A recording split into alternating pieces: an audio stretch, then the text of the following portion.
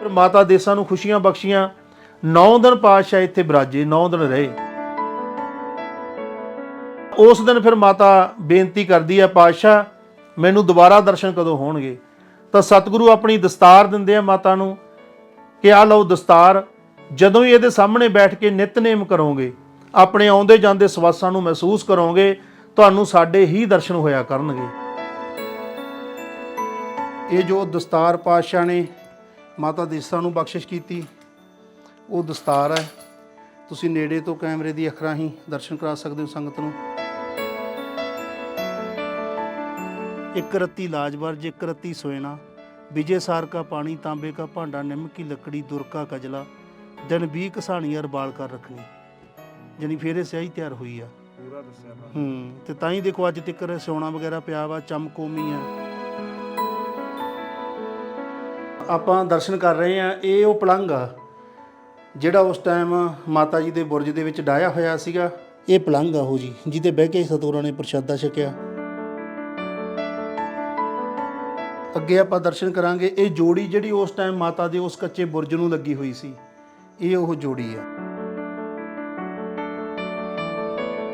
ਇਹ ਜੋੜਾ ਮਾਤਾ ਸਾਹਿਬ ਕੌਰ ਦਾ ਇਹ ਟੁੱਟ ਗਿਆ ਸੀ ਟੁਕੜੇ ਤੋਂ। ਜਿੰਨੀ ਕੁ ਜਰੀ ਬਚੀ ਸੀ ਉਹ ਮਾਡਲ ਤਿਆਰ ਕਰਕੇ ਉੱਪਰ ਲਾਤੀ ਆ। ਥੱਲੇ ਵਾਲਾ ਤਲਾ ਬਚਿਆ ਹੋਇਆ ਪਲੇਟ 'ਚ ਰੱਖਿਆ ਹੋਇਆ। ਉਹ ਖੜਾਵਾਂ ਮਾਤਾ ਸੁੰਦਰ ਕੌਰ ਦੀਆਂ, ਉਹ ਸਹੀ ਸਲਾਮਤ ਆ ਬਿਲਕੁਲ।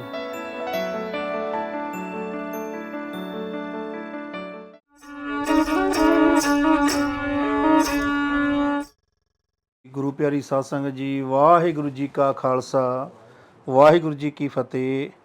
ਦਾਸ ਭਾਈ ਜਸਵੀਰ ਸਿੰਘ, 10ਵੀਂ ਅੰਸ-ਵੰਸ ਮਾਈ ਦੇਸਾਂ। ਅੱਜ ਆਪਾਂ ਬੈਠੇ ਹਾਂ ਗੁਰਦੁਆਰਾ ਬੁਰਜ ਸਾਹਿਬ ਮਾਈ ਦੇਸਾਂ, ਪਾਤਸ਼ਾਹੀ 10ਵੀਂ, ਪਿੰਡ ਚੱਕ ਫਤਿਹ ਸਿੰਘ ਵਾਲਾ, ਨੇੜੇ ਭੁੱਚੋ ਮੰਡੀ, ਜ਼ਿਲ੍ਹਾ ਬਠਿੰਡਾ, ਦੇਸ਼ ਪੰਜਾਬ। ਇਸ ਜਗ੍ਹਾ ਦੇ ਦਰਸ਼ਨ ਦਿਦਾਰੇ ਕਰਾਉਣ ਲਈ ਸੰਗਤਾਂ ਨੂੰ ਇਹ ਉਪਰਾਲਾ ਕੀਤਾ ਗਿਆ ਹੈ।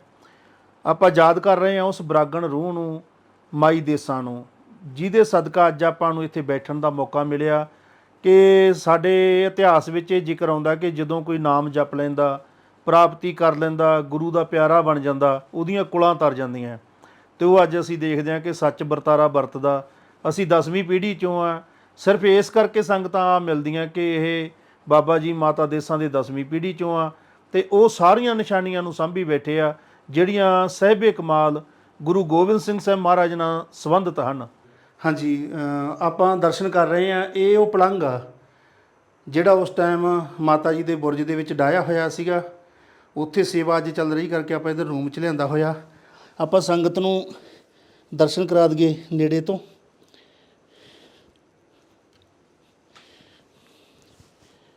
ਇਹ ਪਲੰਘ ਆ ਉਹ ਜੀ ਜਿਹਦੇ ਬਹਿ ਕੇ ਸਤਿਗੁਰਾਂ ਨੇ ਪ੍ਰਸ਼ਾਦਾ ਛਕਿਆ। ਇਹ ਤਸਵੀਰ ਜਿਵੇਂ ਸਾਨੂੰ ਮਾਤਾ ਜੀ ਦਰਸ਼ਨ ਦਿੰਦੇ ਆ ਜਿਹੜੇ ਰੂਪ ਦੇ ਵਿੱਚ, ਉਵੇਂ ਕਹਿ ਕੇ ਮੁਸੱਬਰ ਤੋਂ ਤਿਆਰ ਕਰਾਈ ਗਈ ਆ। ਜਿਵੇਂ ਮੱਥਾ ਟੇਕ ਰਹੇ ਆ ਮਾਤਾ ਜੀ, ਸਤਿਗੁਰੂ ਬੈਠੇ ਪਲੰਘ 'ਤੇ। ਉਹ ਬੀਬੀ ਅਤੀਸੋ ਆ ਜਿਹੜੀ ਮਾਤਾ ਜੀ ਦੀ ਸਹੇਲੀ ਆ ਨਗਰ 'ਚੋਂ।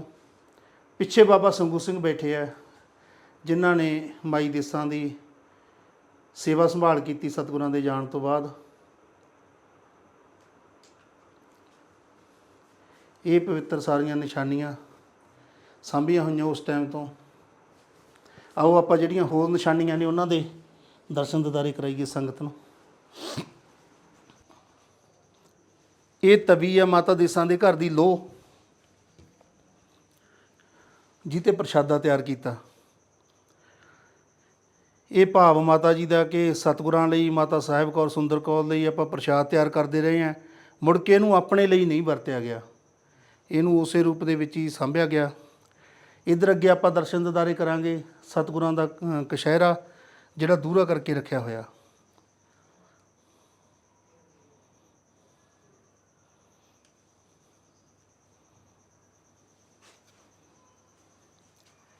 ਅੱਗੇ ਆਪਾਂ ਦਰਸ਼ਨ ਕਰਾਂਗੇ। ਇਹ ਜੋੜੀ ਜਿਹੜੀ ਉਸ ਟਾਈਮ ਮਾਤਾ ਦੇ ਉਸ ਕੱਚੇ ਬੁਰਜ ਨੂੰ ਲੱਗੀ ਹੋਈ ਸੀ, ਇਹ ਉਹ ਜੋੜੀ ਆ।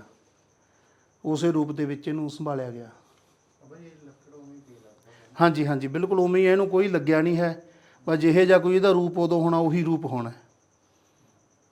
ਇੱਕ ਵਾਰੀ ਕੋਈ ਥੋੜ੍ਹਾ ਰੰਗ ਤਾਂ ਹੋਇਆ ਸੀ, ਪਰ ਫਿਰ ਉਹ ਸਾਨੂੰ ਪਤਾ ਲੱਗਿਆ ਉਹਦੀ ਲਹਾਤਾ ਸੀ, ਕਿਸੇ ਨੇ ਅਣਜਾਣਪਣੇ 'ਚ ਬੁਰਸ ਮਾਰਤਾ ਸੀ। ਅਤੇ ਉਹ ਅਗਲਾ ਤਾਂ ਸੇਵਾ ਕਰਦਾ ਆਪਦੀ ਜਾਣੀ।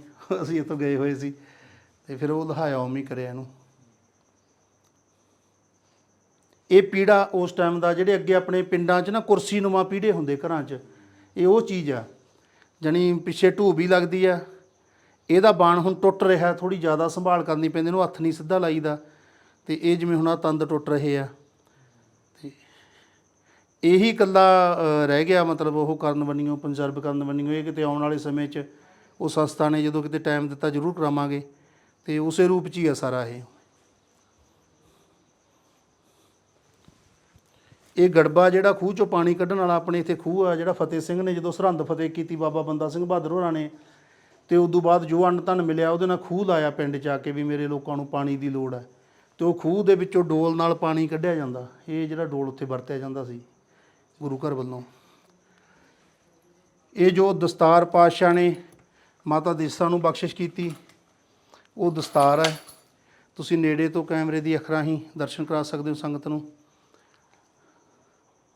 ਇਹ ਟਸਰ ਦਾ ਕੱਪੜਾ, ਅਤੇ ਜਦੋਂ ਲੈਬ ਨੇ ਠੀਕ ਕੀਤੀ ਹੈ, ਤਹਿ ਲਾ ਕੇ ਦੇਖੀ ਤਾਂ ਬਹੁਤ ਥੋੜ੍ਹਾ ਬਣ ਗਿਆ ਸੀ, ਜਿਵੇਂ ਇਕੱਠਾ ਹੋ ਜਾਂਦਾ ਹੁੰਦਾ। ਇਹ ਆਮ ਮਸ਼ਹੂਰ ਆ ਕਿ ਇਹ ਛੱਲੇ ਬੀਜ ਦੀ ਲੰਘ ਜਾਂਦਾ। ਫਿਰ ਉਹਨਾਂ ਨੇ ਇੱਕ ਗੱਤਾ ਮਤਲਬ ਇੰਗਲੈਂਡ ਤੋਂ ਮੰਗਵਾਇਆ, ਉੱਥੋਂ ਦੀ ਲੈਬ ਤੋਂ, ਅਤੇ ਉਹਦੇ ਉੱਪਰ ਕੱਪੜਾ ਬੰਨ੍ਹਿਆ ਅਤੇ ਉਹਦੇ ਉੱਤੇ ਬੰਨ੍ਹੀ ਹੈ ਇਹ ਜਥੇਦਾਰ ਸਾਹਿਬ ਉਦੋਂ ਬਦੰਤੀ ਸਾਹਿਬ ਸੀ, ਉਹਨਾਂ ਤੋਂ ਆਗਿਆ ਲੈ ਕੇ ਪੁੱਛ ਕੇ ਵੀ ਇਸ ਤਰ੍ਹਾਂ ਮਤਲਬ ਬੰਨ੍ਹ ਸਕਦੇ ਹੋ। ਉਹ ਕਹਿੰਦੇ ਵੀ ਜ਼ਰੂਰ, ਜਦੋਂ ਆਪਾਂ ਨਿਸ਼ਾਨੀ ਰੱਖਣੀ ਹੈ ਸਾਂਭ ਕੇ ਤਾਂ ਬੰਨ੍ਹ ਸਕਦੇ ਹਾਂ, ਪਰ ਸੰਗਤ ਨੂੰ ਨਾਲ ਜਾਣਕਾਰੀ ਦੇ ਦਿਆ ਕਰੋ ਕਿ ਹੁਣ ਬੰਨ੍ਹੀ ਗਈ ਹੈ ਇਹ। ਕਈ ਵਾਰੀ ਬੰਦਾ ਸੋਚਦਾ ਵੀ ਬੰਦੀ ਬੰਧਾਈ ਸਤਿਗੁਰਾਂ ਨੇ ਲਾਹੀ, ਉਵੇਂ ਨਹੀਂ ਹੈ। ਆਪਾਂ ਜਾਣੀ ਇਹ ਲੈਬ ਵੱਲੋਂ ਬੰਨ੍ਹੀ ਗਈ ਆ। ਹਾਂਜੀ, ਅੱਗੇ ਜਿਹੜਾ ਇਹ ਪਲੰਘ ਹੈ, ਇਹਦਾ ਇਹ ਅਸਲ ਬਾਣ ਹੈ, ਜਿਹੜਾ ਕੰਨੀਆਂ ਤੋਂ ਭੁਰ ਗਿਆ ਸੀ, ਆਪਾਂ ਇਹ ਕੱਢ ਕੇ ਰੱਖਿਆ। ਇਹਨੂੰ ਵੀ ਲੈਬ ਨੇ ਕੈਮੀਕਲ ਵਗੈਰਾ ਲਾਏ ਹੋਏ ਵੀ ਅੱਗੇ ਤੋਂ ਖਰਾਬ ਨਹੀਂ ਹੋਊਗਾ। ਉਹ ਬਰਾਗਣ ਚਾਦਰ ਚਿੱਟੀ ਹੈ ਜਿਹੜੀ, ਅਤੇ ਸ੍ਰੀ ਸਾਹਿਬ ਆ ਛੋਟੇ ਛੋਟੇ ਬਾਬਾ ਸੰਗੂ ਸਿੰਘ ਜੀ ਦੇ ਹੈ, ਜੋ ਮਾਤਾ ਜੀ ਦੇ ਮਤਵੰਨੇ ਪੁੱਤਰ ਸੀ।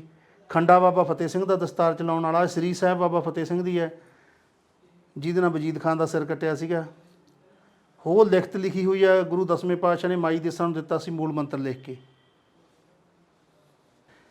ਇਹ ਜੋੜਾ ਮਾਤਾ ਸਾਹਿਬ ਕੌਰ ਦਾ ਇਹ ਟੁੱਟ ਗਿਆ ਸੀ ਟੁਕੜੇ ਤੋਂ, ਜਿੰਨੀ ਕੁ ਜਰੀ ਬਚੀ ਸੀ ਉਹ ਮਾਡਲ ਤਿਆਰ ਕਰਕੇ ਉੱਪਰ ਲਾਤੀ ਆ। ਥੱਲੇ ਵਾਲਾ ਤਲਾ ਬਚਿਆ ਹੋਇਆ ਪਲੇਟ 'ਚ ਰੱਖਿਆ ਹੋਇਆ। ਉਹ ਖੜਾਵਾਂ ਮਾਤਾ ਸੁੰਦਰ ਕੌਰ ਦੀਆਂ, ਉਹ ਸਹੀ ਸਲਾਮਤ ਆ ਬਿਲਕੁਲ। ਉਹ ਜ਼ਰੂਰ ਜੇ ਕੋਈ ਸੰਗਤ ਐ ਫੜ ਕੇ ਵੀ ਦਰਸ਼ਨ ਕਰਨਾ ਚਾਹੁੰਦੀ ਹੈ ਕਰਾ ਦੇਈ ਦੇ ਵੀ, ਚਲੋ ਉਹਨਾਂ ਨੂੰ ਠੀਕ ਆ। ਉਹ ਲੈਬ ਨੇ ਵੀ ਕਿਹਾ ਸੀ ਕਿ ਇਹਦਾ ਕੁਛ ਨਹੀਂ ਵਿਗੜਦਾ ਹੈ, ਬਹੁਤ ਸੋਹਣੇ ਰੂਪ 'ਚ ਆ। ਬਾਬਾ ਜੀ ਜਿਹੜੀ ਖੜਾਵਾਂ ਲੱਕੜ ਦੀ ਕਾਹਦੀ ਬਣੀ ਹੁੰਦੀ ਹੈ? ਇਹ ਲੱਕੜ ਜੀ।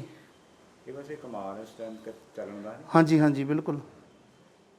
ਇਹਦੇ ਪਿੱਛੇ ਕਾਫੀ ਰੀਜਨ ਨੇ, ਇਹਦਾ ਇੱਕ ਆਪਣਾ ਵਿਗਿਆਨ ਆ। ਜਦੋਂ ਜਾਣੀ ਆਹ ਖੜਾਮ ਇੱਥੇ ਪੈ ਜਾਂਦੇ ਨੇ, ਇੱਥੇ ਗੂਠੇ ਦੇ ਅੰਦਰਲੇ ਪਾਸੇ ਇੱਕ ਪੁਆਇੰਟ ਹੁੰਦਾ, ਜਿਹਦੇ 'ਤੇ ਜਦੋਂ ਲੱਕੜ ਦੀ ਦਾਬ ਆਉਂਦੀ ਹੈ ਤਾਂ ਉਹ ਪੁਆਇੰਟ ਦੱਬਣ ਦੇ ਨਾਲ ਸਾਡਾ ਜਿਹੜਾ ਭਗਤੀ ਰਸ ਆ ਉਹ ਤਾਂ ਵੱਧਦਾ, ਜਿਹੜਾ ਕਾਮ ਰਸ ਆ ਉਹ ਹੌਲੀ ਹੌਲੀ ਡੈੱਡ ਹੋਣਾ ਸ਼ੁਰੂ ਹੋ ਜਾਂਦਾ।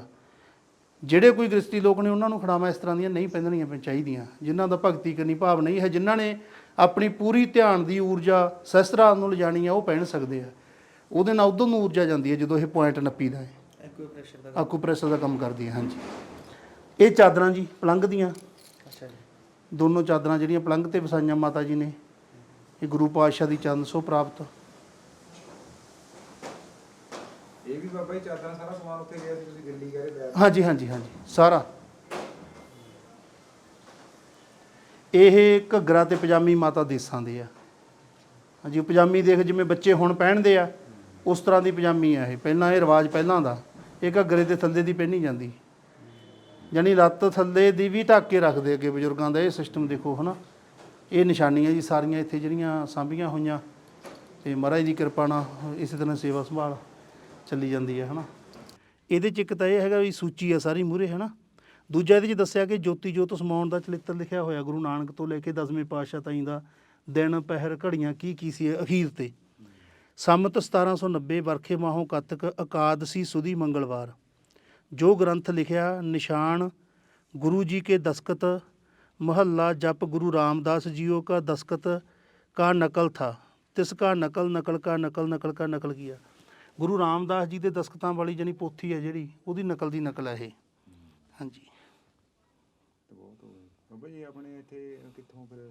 ਇਹ ਉਹਦੀ ਫਿਰ ਬਾਬਾ ਸੰਗੂ ਸਿੰਘ ਜਿਹੜੇ ਹੋਏ ਉਹਨਾਂ ਨੇ ਇਹ ਲਿਖਿਆ ਇੱਥੇ, ਜਿਵੇਂ ਅਸਥਾਨ 'ਤੇ ਜਿੱਥੋਂ ਵੀ ਕਿਤੋਂ ਕੋਈ ਮਿਲਿਆ ਸਿਸਟਮ ਹੈ ਨਾ। ਉਸ ਟਾਈਮ ਫਿਰ ਇਹ ਸ਼ਬਦ ਜੀ ਪੂਰੇ ਲੈ ਚਲੇ ਤੇ ਉਹ ਟੁੱਟੇ ਨਹੀਂ, ਲੜੀ ਵਾਲੇ ਸ਼ਬਦ। ਲੜੀ ਵਾਲੇ ਇਹ ਤਾਂ ਲੜੇ ਹੋਏ ਤਾਂ ਹੁਣੀ ਹੋਇਆ ਜੀ, ਲੜੀਆਂ ਤਾਂ ਉਹ ਕਰਨ ਦਾ ਹੈ ਨਾ। ਪਦ ਛੇਦ ਕਰਕੇ। ਹਾਂਜੀ, ਕਿੰਨੇ ਉਹ ਨੇ ਬਾਬਾ ਜੀ ਕੁੱਲ? ਇਹ 1068 ਆ ਸੀਗਾ ਜੀ। ਆਹ ਤਾਂ ਆ ਗਈ ਜੀ ਰਾਗਮਾਲਾ ਹੈ ਨਾ, ਜਿਵੇਂ ਆਮ ਇੱਕ ਸ਼ੰਕਾ ਜਿਹਾ ਰਹਿੰਦਾ ਦੁਨੀਆ ਨੂੰ, ਇਹ ਸਾਰੇ ਸਰੂਪਾਂ 'ਤੇ ਹੈਗੀ ਇਹ। ਇੱਕ ਓਂਕਾਰ ਸਤਿਗੁਰੂ ਪ੍ਰਸਾਦ ਰਾਗਮਾਲਾ, ਰਾਗ ਏਕ ਸੰਗ ਪੰਚ ਬਰੰਗ ਨਾਲ 18 10 20 ਤੱਕ ਇਹ ਮਤਲਬ ਹੈ ਨਾ। ਆਹ ਸਿਆਹੀ ਦੀ ਵਿਧੀ ਹੈ, ਇੱਕ ਓਂਕਾਰ ਸਤਿਗੁਰੂ ਪ੍ਰਸਾਦ ਸਿਆਹੀ ਕੀ ਵਿਧੀ। ਸਾਹੀ ਕੱਜਲ ਬਜਨਾ ਇੱਕ ਬੋਲਾ, ਦੋਏ ਗੂੰਦ ਕਿੱਕਰ का, ਇੱਕ ਰੱਤੀ लाजवर्ज एक रत्ती सोयना, विजय सार का पानी तांबे का भांडा, निम की लकड़ी दुर का कजला, दिन 20 कसानी अर बाल कर रखनी। ਜਾਣੀ ਫਿਰ ਇਹ ਸਿਆਹੀ ਤਿਆਰ ਹੋਈ ਆ ਪੂਰਾ ਦੱਸਿਆ ਫਿਰ। ਤੇ ਤਾਂ ਹੀ ਦੇਖੋ ਅੱਜ ਤੱਕ ਸਿਉਣਾ ਵਗੈਰਾ ਪਿਆ ਵਾ, ਚਮਕੋਮੀ ਆ, ਨਿੰਮ ਦੀ ਲੱਕੜ ਨਾਲ ਘਸਾਉਣ ਕਰਕੇ ਕੀੜਾ ਨਹੀਂ ਲੱਗਦਾ। ਆਹ ਹੈਗਾ ਜੀ ਜੋਤੀ ਜੋਤ ਸਮਾਉਣ ਦਾ ਟਾਈਮ ਸਾਰਾ ਦੱਸਿਆ ਵਾ। ਇੱਕ ਓਂਕਾਰ ਸਤਿਗੁਰੂ ਪ੍ਰਸਾਦ ਚਲਿੱਤਰ ਜੋਤੀ ਜੋਤ ਸਮਾਵਣੇ ਦਾ ਸੰਮਤ 1553 ਸੂ ਬਦੀ 10 ਸ੍ਰੀ ਬਾਬਾ ਨਾਨਕ ਦੇਵ ਜੀ ਸਮਾਣੇ। ਸੰਮਤ 1609 ਚੇਤ ਸੁਦੀ 4 ਸ੍ਰੀ ਸਤਿਗੁਰੂ ਅੰਗਦ ਜੀ ਸਮਾਣੇ। ਸੰਮਤ 1631 ਭਾਦੋਂ ਸੁਦੀ 15 ਸ੍ਰੀ ਸਤਿਗੁਰੂ ਅਮਰਦਾਸ ਜੀ ਸਮਾਣੇ।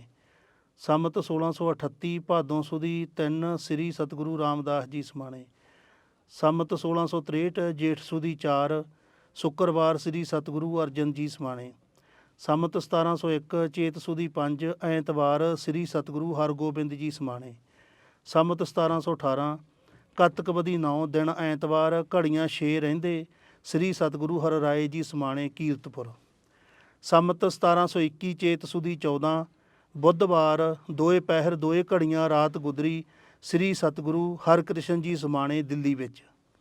ਸੰਮਤ 1732 ਮੱਘਰ ਸੁਦੀ ਪੰਚਮੀ ਵੀਰਵਾਰ ਪਹਿਰ ਦਿਨ ਚੜ੍ਹੇ ਸ੍ਰੀ ਸਤਿਗੁਰੂ ਕਰਤਾ ਪੁਰਖ ਨਿਰੰਕਾਰ ਗੁਰੂ ਤੇਗ ਬਹਾਦਰ ਜੀ ਸਮਾਣੇ ਦਿੱਲੀ ਵਿੱਚ। ਸੰਮਤ 1765 ਸ੍ਰੀ ਸਤਿਗੁਰੂ ਗੋਬਿੰਦ ਸਿੰਘ ਜੀ ਸਮਾਣੇ ਪਹਿਰ ਡੇਢ ਰਾਤ ਗਈ ਵੀਰਵਾਰ ਸਾਹਿਬ ਦੇਵਲੋਕ ਨੂੰ ਹੋਏ। ਦੱਖਣ ਦੇਸ਼ ਵਿੱਚ ਨਦੇਰ ਪਾਸ ਬਾਣ ਗੰਗਾ ਉੱਪਰ ਬੋਲੋ ਭਾਈ ਜੀ ਵਾਹਿਗੁਰੂ ਵਾਹਿਗੁਰੂ ਵਾਹਿਗੁਰੂ, ਭੁੱਲ ਚੁੱਕ ਮਾਫ ਕਰਨੀ ਸ੍ਰੀ ਰਾਮ ਜੀ। ਹੁਣ ਆਪਾਂ ਮਾਤਾ ਜੀ ਦੇ ਪਿਛੋਕੜ ਤੇ ਗੱਲ ਕਰਾਂਗੇ ਤਾਂ ਕਿ ਆਪਣੇ ਸਮਝ ਪੈ ਜਾਵੇ ਕਿ ਇਹ ਜਦੋਂ ਵਰਤਾਰੇ ਵਰਤਦੇ ਆ ਵੱਡੇ, ਜਦੋਂ ਸਤਿਗੁਰੂ ਆਪ ਨਦਰ ਇਨਾਇਤ ਕਰਦੇ ਆ ਤਾਂ ਉਹਦੇ ਪਿੱਛੇ ਕਿੰਨੀ ਵੱਡੀ ਭਗਤੀ ਖੜੀ ਹੁੰਦੀ ਆ। ਮਾਤਾ ਦੇਸਾਂ ਜੀ ਦੇ ਮਾਂ-ਬਾਪ ਨੇ ਬਾਬਾ ਜੇਠੂ ਸਿੰਘ, ਜਿਨ੍ਹਾਂ ਨੇ ਜੇਠੂ ਕੇ ਪਿੰਡ ਬੰਨਿਆ, ਉਹਨਾਂ ਦੀ ਇਹ ਸਪੁੱਤਰੀ ਆ। 9ਵੇਂ ਪਾਤਸ਼ਾਹ ਦੇ ਉਹ ਪਰਮ ਸੇਵਕ ਆ, ਗੁਰਸਿੱਖੀ ਨਾਲ ਪਿਆਰ ਕਰਨ ਵਾਲੇ ਆ। ਤੇ ਗੁਰਸਿੱਖੀ ਨੂੰ ਪਿਆਰ ਕਰਦਿਆਂ ਜਦੋਂ ਰਿਸ਼ਤਾ ਟੋਲਦੇ ਆ ਮਾਈ ਦੇਸਾਂ ਦੀ ਬਾਬਤ, ਉਸ ਵੇਲੇ ਬੀਬੀ ਦੇਸਾਂ ਦੇ ਨਾਂ 'ਤੇ ਜ਼ਿਕਰ ਕੀਤਾ ਜਾਂਦਾ ਤੇ ਭਾਈ ਵੀਰ ਸਿੰਘ ਵੀ ਬੀਬੀ ਦੇਸਾਂ ਹੀ ਲਫ਼ਜ਼ ਵਰਤਦੇ ਆ। ਤਾਂ ਭਾਈ ਭਗਤੂ ਦੇ ਖਾਨਦਾਨ ਦੇ ਵਿੱਚੋਂ ਸੰਤ ਦਾਸ ਦੇ ਨਾਲ ਇਹ ਰਿਸ਼ਤਾ ਤੈਅ ਹੁੰਦਾ ਤੇ ਸੰਤ ਦਾਸ ਨਾਲ ਮਾਈ ਦੇਸਾਂ ਜੀ ਵਿਆਹੇ ਜਾਂਦੇ ਆ। ਇਸ ਪਿੰਡ ਦੇ ਵਾਸੀ ਬਣਦੇ ਆ ਭਾਈ ਕੇ ਚੱਕ ਦੇ, ਜਿਹੜਾ ਉਸ ਟਾਈਮ ਭਾਈ ਕਾ ਚੱਕ ਸੀ। ਇਸ ਇਲਾਕੇ ਦੇ ਵਿੱਚ ਇਹ ਭਾਈ ਭਗਤੂ ਦਾ ਨਾਂ ਜਿਹੜਾ ਬਹੁਤ ਵੱਡਾ, ਸਿੱਖ ਕੌਮ ਦੇ ਵਿੱਚ ਵੀ ਨਾਂ ਬਹੁਤ ਵੱਡਾ। ਆਪਾਂ ਹੁਣ ਜ਼ਿਕਰ ਉਹਨਾਂ ਬਜ਼ੁਰਗਾਂ ਤੋਂ ਹੀ ਕਰਨਾ ਚਾਹਾਂਗੇ ਤਾਂ ਕਿ ਸਾਡੇ ਸਾਰੀ ਗੱਲ ਸਮਝ ਪੈ ਸਕੇ ਕਿ ਗੁਰੂ ਨਾਨਕ ਦੇ ਘਰ ਨਾਲ ਜੁੜਨ ਵਾਲੀਆਂ ਜਿਹੜੀਆਂ ਰੂਹਾਂ, ਉਹਨਾਂ ਦੀ ਭਗਤੀ, ਉਹਨਾਂ ਦੀ ਬੰਦਨਾ, ਉਹਨਾਂ ਦੀ ਸ਼ਕਤੀ ਕੀ ਆ। ਗੁਰੂ ਨਾਨਕ ਦੇਵ ਸਾਹਿਬ ਇਹ ਸੰਸਾਰ ਦੇ ਵਿੱਚ ਬਹੁਤ ਵੱਡਾ ਇੱਕ ਮਿਸ਼ਨ ਲੈ ਕੇ ਆਏ ਕਰਤੇ ਦੇ ਦਰ ਤੋਂ ਕਿ ਭਾਈ ਗੁਰਦਾਸ ਕਹਿੰਦੇ ਆਪ ਨਾਰਾਇਣ ਕਲਾ ਧਾਰ ਜਗ ਮਹਿ ਪਰਵਰਿਓ। ਗੁਰੂ ਨਾਨਕ ਕੋਲੇ ਜੋ ਮੈਸੇਜ ਹੈ ਉਹ ਸਭ ਤੋਂ ਨੇੜਲਾ ਮੈਸੇਜ ਹੈ ਕਰਤੇ ਪੁਰਖ ਦਾ, ਕਿ ਕਰਤੇ ਪੁਰਖ ਵੱਲ ਮੁੜਨ ਲਈ ਬੰਦੇ ਨੂੰ ਕੀ ਕਰਨਾ ਚਾਹੀਦਾ। ਇਸੇ ਕਰਕੇ ਗੁਰੂ ਨਾਨਕ ਦੇਵ ਨੇ 4 ਉਦਾਸੀਆਂ ਵੀ ਕੀਤੀਆਂ, ਬੜੇ ਬੜੇ ਧਰਮਾਂ ਦੇ ਸੈਂਟਰਾਂ 'ਤੇ ਗਏ। ਉਹ ਕਿਹੜੀ ਸਿੱਖੀ ਸੀ, ਕਿਹੜੀ ਗੱਲ ਸੀ ਜਿਹੜੀ ਇੱਕ ਸਥਾਪਿਤ ਧਰਮਾਂ ਵਾਲਿਆਂ ਨੂੰ ਵੀ ਦੱਸਣ ਦੀ ਲੋੜ ਮਹਿਸੂਸ ਕੀਤੀ। ਨਹੀਂ, ਆਪਣੇ ਆਪ 'ਚੋਂ ਬਹੁਤ ਵੱਡੇ ਧਰਮ ਆਪਣੇ ਕਾਰੋਬਾਰ ਕਰਦੇ ਆ, ਆਪਣੀਆਂ ਬੰਦਨਾ ਕਰਦੇ ਆ, ਆਰਤੀਆਂ ਕਰਦੇ ਆ, ਨਵਾਜ਼ਾਂ ਪੜ੍ਹਦੇ ਆ, ਉਹਨਾਂ ਨੂੰ ਦੂਸਰਾ ਜਾ ਕੇ ਕੀ ਦੱਸ ਸਕਦਾ। ਪਰ ਕੁਝ ਐਸਾ ਨਿਰੰਕਾਰ ਦੇ ਦਰ ਤੋਂ ਗੁਰੂ ਨਾਨਕ ਦੇਵ ਲੈ ਕੇ ਆਏ ਜਿਹੜਾ ਦੱਸਣ ਦੀ ਬੇਹੱਦ ਜ਼ਰੂਰਤ ਸੀ। ਉਹ ਚੀਜ਼ ਸੀ ਸਭ ਤੋਂ ਵੱਡੀ ਕਿ ਕਰਤਾ ਪੁਰਖ ਇੱਕ ਹੈ। ਇਹ ਸਾਰੇ ਧਰਮੀ ਕਹਿੰਦੇ ਆ, ਸਾਰਿਆਂ ਦੇ ਗ੍ਰੰਥਾਂ 'ਚ ਲਿਖਿਆ। ਉਹ ਕਣ ਕਣ ਦੇ ਵਿੱਚ ਬਿਰਾਜਮਾਨ ਹੈ, ਇਹ ਵੀ ਸਾਰੇ ਥਾਈਂ ਲਿਖਿਆ। ਉਹਦੇ ਨਾਲ ਮਨੁੱਖ ਨੂੰ ਮਿਲਾਪ ਕਰ ਲੈਣਾ ਚਾਹੀਦਾ, ਉਹਦੇ ਨਾਲ ਮਿਲ ਕੇ ਜੁੜ ਕੇ ਚੱਲਣਾ ਚਾਹੀਦਾ, ਇਹ ਵੀ ਸਾਰੇ ਕਹਿੰਦੇ ਆ। ਪਰ ਜੁੜਿਆ ਕਿਵੇਂ ਜਾਵੇ? ਇਹ ਜੋੜ ਗੁਰੂ ਨਾਨਕ ਦੇਵ ਨੇ ਵੱਖ-ਵੱਖ ਥਾਵਾਂ 'ਤੇ ਜਾ ਕੇ ਜੋੜੇ। ਜਦੋਂ ਜਪਜੀ ਸਾਹਿਬ ਦੀ ਬਾਣੀ ਦਿੱਤੀ, ਹਰ ਬੰਦੇ ਨੂੰ ਜਿਹਨੇ ਵੀ ਮਿਲਣਾ, ਬੇਸ਼ੱਕ 5 ਮਿੰਟਾਂ ਲਈ ਮਿਲਣਾ, 2 ਮਿੰਟਾਂ ਲਈ ਮਿਲਣਾ, ਸਤਸੰਗ ਕਰਨੀ, ਤਾਂ ਉਹਨੂੰ ਮੂਲ ਮੰਤਰ ਦੇ ਦੇਣਾ ਕਿ ਕਰਤੇ ਪੁਰਖ ਦੇ ਦਰ ਦਾ ਨਿਸ਼ਾਨ ਹੈ। ਇਹ ਨਿਸ਼ਾਨ ਆ, ਉਹਦੇ ਗੁਣ ਹੈ। ਇਹ ਲਫ਼ਜ਼ ਨਾ ਸਮਝ ਲਈ, ਇਹ ਪਰਮ ਸ਼ਕਤੀ ਨੂੰ ਧਿਆਉਣ ਦੇ ਗੁਣ ਹੈ। ਇਹ ਮੂਲ ਮੰਤਰ ਪੱਲੇ ਪਾ ਲਈ। ਮਾਲਾ ਮੰਤਰ ਜਪਜੀ ਸਾਹਿਬ ਦੇ ਦੇਣਾ ਕਿ ਇਹਦਾ ਪਾਠ ਕਰਦਾ ਰਹੀਂ। ਜਦੋਂ ਤੂੰ ਪਾਠ ਕਰੇਗਾ, ਮੂਲ ਮੰਤਰ ਨੂੰ ਪੜ੍ਹੇਗਾ, ਜਪੇਗਾ, ਤੇਰੀਆਂ 3-4 ਸਟੇਜਾਂ ਪਾਸ ਹੋ ਜਾਣਗੀਆਂ। ਪਹਿਲਾਂ ਜਪਣ ਵਾਲੀ, ਫਿਰ ਪਾਠ ਕਰਨ ਵਾਲੀ, ਫਿਰ ਤੇਰੇ ਕੋਲੇ ਇੱਕ ਲਏ ਆਉਣੀ ਹੈ ਜ਼ਿੰਦਗੀ ਦੇ ਵਿੱਚ, ਜਿੱਦੇ ਤੇਰੇ ਅੰਦਰ ਪਰਮ ਸੱਤਾ ਦਾ ਅਹਿਸਾਸ ਹੋਣਾ ਸ਼ੁਰੂ ਹੋਣਾ ਹੈ। ਤੈਨੂੰ ਪੜ੍ਹਦੇ ਪੜ੍ਹਦੇ ਨੂੰ ਪਤਾ ਲੱਗਣਾ ਕਿ ਪਵਨ ਗੁਰੂ ਆ।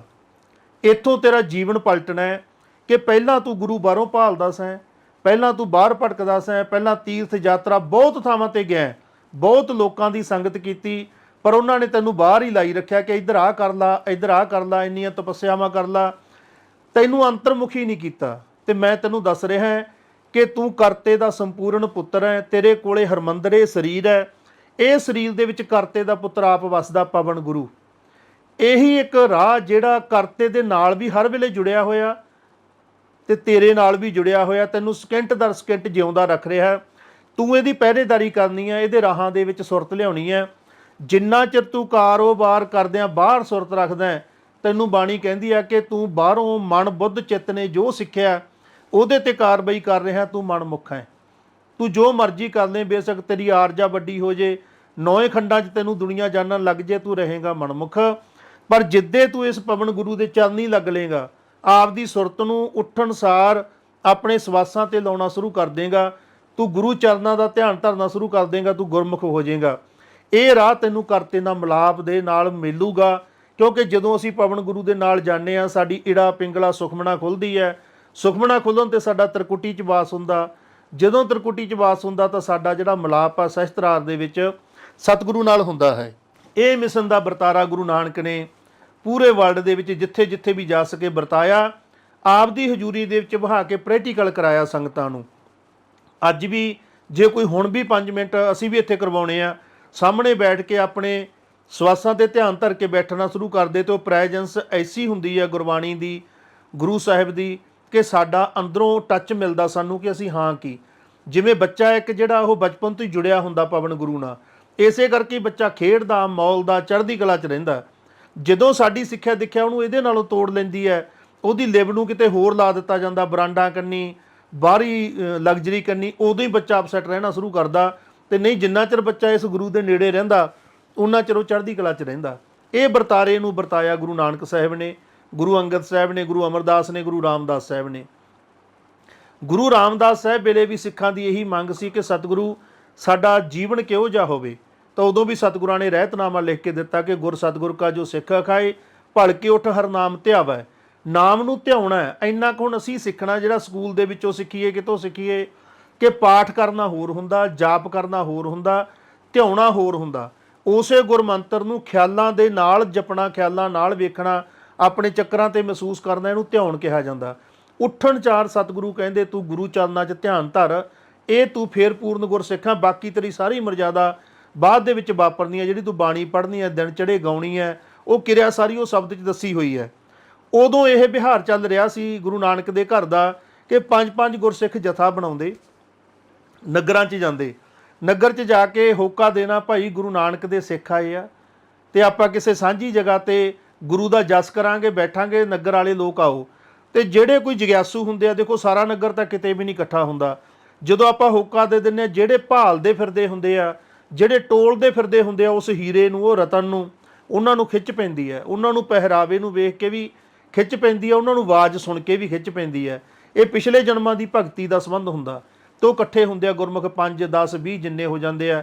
ਫਿਰ ਉਹਨਾਂ ਨੂੰ ਬਹਾ ਕੇ ਉਹ ਗੁਰਮੁਖ ਸਾਰੀ ਇਹ ਪ੍ਰਕਿਰਿਆ ਕਰਾਉਂਦੇ ਕਿ ਗੁਰੂ ਨਾਨਕ ਕਿਵੇਂ ਕਹਿੰਦੇ ਆ ਤੁਸੀਂ ਬੈਠਣਾ ਹੈ, ਕਿਵੇਂ ਤੁਸੀਂ ਆਉਂਦੇ ਜਾਂਦੇ ਸਵਾਸਾਂ ਨੂੰ ਮਹਿਸੂਸ ਕਰਨਾ ਹੈ। ਉੱਠਣ ਸਾਰ ਤੁਹਾਡਾ ਜਿਹੜਾ ਬਾਹ ਧਰਤੀ ਮਾਤਾ ਨਾਲ ਪੈਣਾ ਹੈ। ਧਰਤੀ ਕੋਈ ਵੈਸੀ ਗ੍ਰਹਿ ਨਹੀਂ ਹੈਗਾ, ਇਹ ਬਵੰਡਰ ਆ ਊਰਜਾ ਦਾ ਬਹੁਤ ਵੱਡਾ। ਜਿਵੇਂ ਜਿਵੇਂ ਧਿਆਨ 'ਚ ਸਾਡੀ ਸੁਰਤ ਟਿਕਦੀ ਆ, ਉਵੇਂ ਇਹ ਦੀਂਦਾ ਕਿ ਬਿਜਲੀ ਵਾਂਗੂ ਕਰੰਟ ਹੈ ਜਿਹੜਾ 24 ਘੰਟੇ ਚੱਲ ਰਿਹਾ। ਇਹ ਕੋਈ ਰੁਕੀ ਹੋਈ ਚੀਜ਼ ਨਹੀਂ ਹੈਗੀ। ਇਸੇ ਕਰਕੇ ਅਸੀਂ ਬੱਚੇ ਤੋਂ ਬੁੜੇ ਹੋ ਰਹੇ ਹਾਂ, ਇਸੇ ਕਰਕੇ ਬੁੜੇ ਅੱਗੇ ਜਾ ਰਹੇ ਆ। ਜਾਣੀ ਇੱਕ ਧਾਰਾ ਬਹਿ ਰਹੀ ਹੈ ਤੇ ਉਹ ਧਾਰਾ ਸਾਡੇ ਨਾਲ ਇੱਕ ਮਿੱਕ ਹੈ। ਸਾਡੇ ਨਾਲ ਇੱਕ ਮਿੱਕਤਾ ਦਾ ਅਹਿਸਾਸ ਹੁੰਦਾ ਈੜਾ ਪਿੰਗਲਾ ਤੋਂ। ਜਿਹੜੇ ਪਾਸੇ ਸਾਡੇ ਸਾਹ ਵਗਦਾ, ਜੇ ਅਸੀਂ ਉਹੀ ਚਰਨ ਆਪਣਾ ਧਰਤੀ ਤੇ ਲਾਈਏ ਤਾਂ ਤੜਕੇ ਤੋਂ ਹੀ ਸਾਡੀ ਇੱਕ ਮਿੱਕਤਾ ਸਹੀ ਹੋ ਜਾਂਦੀ ਹੈ, ਸਾਨੂੰ ਡਾਇਰੈਕਸ਼ਨ ਸਹੀ ਮਿਲ ਜਾਂਦੀ ਹੈ ਤੇ ਸਾਡਾ ਸਾਰਾ ਜੀਵਨ ਸਹੀ ਦਿਸ਼ਾ 'ਚ ਬਹਿਣਾ ਸ਼ੁਰੂ ਹੋ ਜਾਂਦਾ। ਉਦੋਂ ਬਾਅਦ ਆਉਂਦੀ ਹੈ ਸਾਡੀ ਜੀਵਨ ਚਰਿਆ। ਉਹ ਸਾਰੀ 5 ਦਿਨਾਂ ਦੇ ਇੱਕ ਕੈਂਪ ਦੌਰਾਨ, ਸਾਧ ਸੰਗਤ ਦੌਰਾਨ ਸਮਝਾ ਦਿੱਤੀ ਜਾਂਦੀ ਨਗਰ ਦੇ 5-10 ਬੰਦਿਆਂ ਨੂੰ।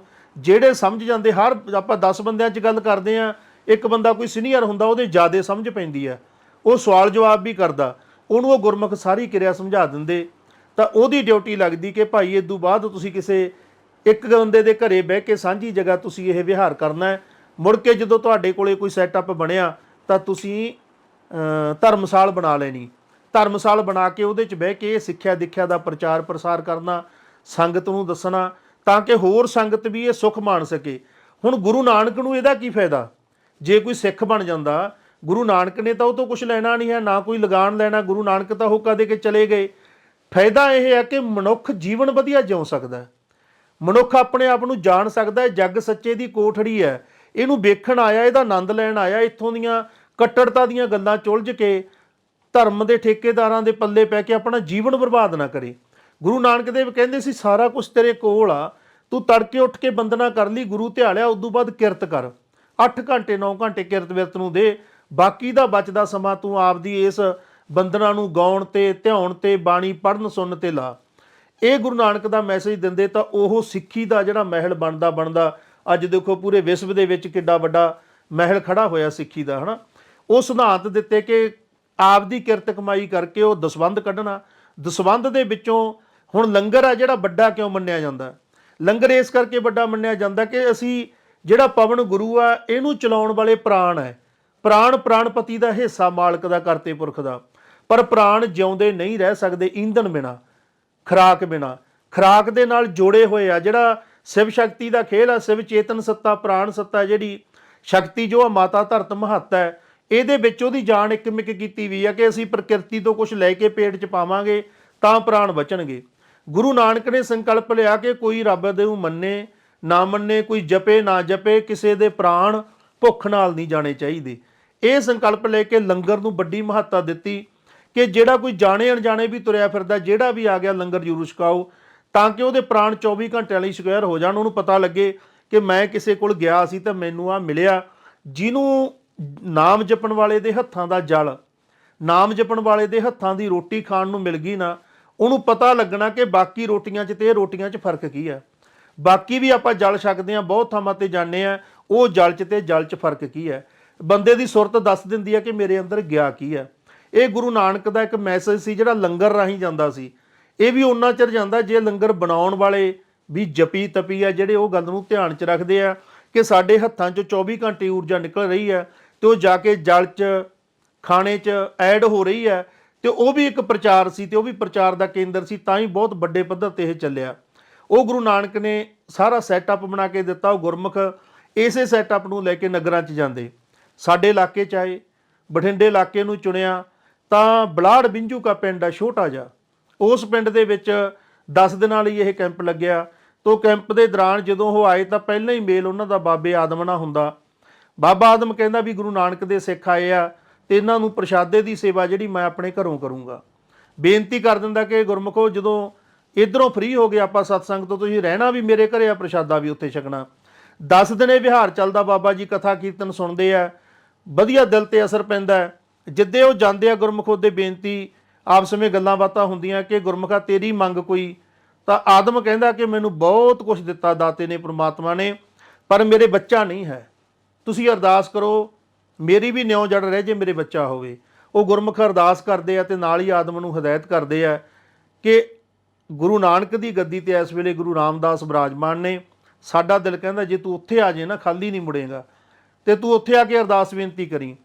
ਆਦਮ ਆਪਦੇ ਘਰ ਦੇ ਜਿਹੜੇ ਵਿਹਾਰ ਆ ਸਕੇ ਸਕੇਲਿਆਂ ਨੂੰ ਸੰਭਾ ਕੇ ਉਹਨਾਂ ਨੂੰ ਦੱਸ ਜਾਂਦਾ ਕਿ ਅਸੀਂ ਤਾਂ ਲੰਬੇ ਸਮੇਂ ਲਈ ਚੱਲੇ ਹਾਂ, ਅੰਮ੍ਰਿਤਸਰ ਜਾ ਕੇ ਸੇਵਾ ਵੀ ਕਰਾਂਗੇ, ਆਪਦਾ ਜਨਮ ਸਫਲਾ ਕਰਾਂਗੇ। ਕਿਉਂਕਿ ਜਿਹੜੀ 10 ਦਿਨ ਕਥਾ ਸੁਣੀ ਉਹ ਤੋਂ ਪਤਾ ਲੱਗਿਆ ਕਿ ਜੀਵਨ ਦਾ ਲਾਹਾ ਕੀ ਹੈ। ਵੀ ਰੋਜ਼ ਹੀ ਇੱਥੇ ਹੀ ਤੁਰੇ ਫਿਰਨਾ, ਰੋਟੀ ਖਾ ਲਈ ਸੌਂ ਉਵੇਂ ਫਿਰ ਗੇੜੇ। ਪਤਾ ਲੱਗਿਆ ਕਿ ਇਹ ਤਾਂ ਆਪਾਂ ਬਰਬਾਦ ਕਰ ਰਹੇ ਹਾਂ ਸਮੇਂ ਨੂੰ। ਸਮਾ ਕੇ ਚਲੇ ਗਏ, ਜਾ ਕੇ ਜਥੇਦਾਰ ਨੂੰ ਮਿਲੇ, ਉਹਨਾਂ ਨੇ ਸਤਿਗੁਰਾਂ ਨਾਲ ਮਿਲਾਪ ਕਰਾਇਆ, ਸਤਿਗੁਰਾਂ ਦੇ ਚਰਨਾਂ ਤੇ ਵੰਦਨਾ ਕੀਤੀ, ਮੱਥਾ ਟੇਕਿਆ ਤਾਂ ਸਤਿਗੁਰਾਂ ਨੇ ਦੇਖਿਆ ਕਿ ਸਿੱਖ ਦਾ ਭਾਵ ਬਣਿਆ ਹੋਇਆ, ਦਿਲ ਇਹਦਾ ਤਿਆਰ ਹੈ, ਇਹਦੇ ਹਿਰਦੇ ਦੀ ਧਰਤੀ ਬਿਲਕੁਲ ਇਹਨਾਂ ਨੇ 10 ਦਿਨ ਵਾਹ ਕੇ ਪੱਧਰ ਕੀਤੀ ਹੋਈ ਹੈ, ਬੱਤ ਹੈ। ਤਾਂ ਸਤਿਗੁਰੂ ਕਹਿੰਦੇ ਵੀ ਗੁਰਮੁਖਾ ਨਾਮਦਾਨ ਲੈ ਲਾ ਤੇ ਨਾਮ ਦੀ ਕਮਾਈ ਕਰ, ਬਾਕੀ ਤੇਰੀਆਂ ਮੰਗਾਂ ਸਭ ਪੂਰੀਆਂ ਹੋ ਜਾਣੀਆਂ। ਤੇ ਸਤਿਗੁਰੂ ਗੁਰਮੰਤਰ ਬਖਸ਼ਿਸ਼ ਕਰਦੇ ਆ। ਗੁਰਮੰਤਰ ਬਖਸ਼ਿਸ਼ ਕਰਕੇ ਕਹਿੰਦੇ ਆ ਕਿ ਇਹਨੂੰ ਤੂੰ ਜਪਣਾ ਹੈ। ਸ਼ੁਰੂਆਤ ਇਹ ਜਾਪ ਦੀ ਤਾਂ ਕਰਾਉਂਦਾ ਸਤਿਗੁਰੂ, ਸਾਡੇ ਅੰਦਰ ਬਿਨਾਂ ਕਾਰਨ ਹਜ਼ਾਰਾਂ ਲਫ਼ਜ਼ ਹਰ ਵੇਲੇ ਚੱਲੀ ਜਾਂਦੇ ਰਹਿੰਦੇ ਆ। ਗੁਰੂ ਕਿਸੇ ਇੱਕ ਮੰਤਰ ਦਾ ਜਾਪ ਦੇ ਕੇ ਉਹਨੂੰ ਵਧਾਉਣ ਨੂੰ ਕਹਿ ਦਿੰਦਾ ਕਿ ਬਾਕੀ ਦੇ ਆਊਟ ਹੁੰਦੇ ਜਾਣ, ਉਹਨਾਂ ਦੀ ਥਾਂ ਤੇ ਇਕੱਲਾ ਇਹ ਮੰਤਰ ਹੀ ਚੱਲਦਾ ਰਹੇ, ਵਾਹਿਗੁਰੂ ਵਾਹਿਗੁਰੂ ਵਾਹਿਗੁਰੂ। ਜਦੋਂ ਇਹ ਚੱਲਦਾ ਤਾਂ ਸਾਡੇ ਸਾਰੇ ਸਰੀਰ 'ਚ ਇੱਕ ਮਿਕਤ ਆ ਜਾਂਦੀ ਹੈ, ਸਾਡਾ ਜਪਿਆ ਹੋਇਆ ਸਾਡੇ ਆਭਾ ਮੰਡਲ 'ਚ ਵੀ ਐਡ ਹੋ ਜਾਂਦਾ ਹੈ। ਉਹ ਬਾਬੇ ਆਦਮ ਨੇ ਕਰਨਾ ਸ਼ੁਰੂ ਕੀਤਾ। ਨਾਲ ਸੇਵਾ ਵਿੱਢੀ ਕੇ ਗੁਰੂ ਕੇ ਲੰਗਰਾਂ ਵਾਸਤੇ ਲੱਕੜਾਂ ਲਿਆ ਕੇ ਦੇਣੀਆਂ ਜੰਗਲ 'ਚੋਂ ਜਾ ਕੇ, ਵਾਹਿਗੁਰੂ ਵਾਹਿਗੁਰੂ ਕਰਦਿਆਂ ਜੰਗਲ 'ਚ ਜਾਣਾ, ਲੱਕੜਾਂ ਲਿਆਉਣੀਆਂ, ਲੰਗਰ 'ਚ ਪਾ ਦੇਣੀਆਂ। ਮਹੀਨਾ 2 ਮਹੀਨੇ ਵਿਆਹ ਚੱਲਿਆ ਤੇ ਇੱਕ ਦਿਨ ਜਥੇਦਾਰ ਨੇ ਕਿਹਾ ਵੀ ਆਦਮ, ਮੈਨੂੰ ਪਤਾ ਨਹੀਂ ਕਿਉਂ ਦਿਲ ਨੂੰ ਲੱਗਦਾ ਵੀ ਤੂੰ ਸੇਵਾ ਬਹੁਤ ਕਰਦਾ, ਜਾਪ ਵੀ ਕਰਦਾ ਤੇ ਲੰਗਰ ਦੇ ਵਿੱਚੋਂ ਪ੍ਰਸ਼ਾਦਾ ਛਕ ਲੈਣਾ। ਇਹ ਤਾਂ ਆਏ ਗਏ ਅਤਿਥੀਆਂ ਵਾਸਤੇ ਹੁੰਦਾ, ਆਪਾਂ ਤਾਂ ਕਿਰਤ ਬਿਰਤ ਵਾਲੇ ਸਿੰਘ ਹੈ ਤੇ ਤੂੰ ਆਪਦੀ ਕੀਤੀ ਦੇ ਵਿੱਚੋਂ ਹੀ ਛਕ ਲੈਣਾ ਤੇ ਕੋਈ ਹੋਰ ਨਹੀਂ ਵਿਹਾਰ ਹੋ ਸਕਦਾ। ਤਾਂ ਆਦਮ ਨੂੰ ਔੜਦਾ, ਕਹਿੰਦਾ ਵੀ ਮੈਂ ਕਰ ਸਕਦਾ।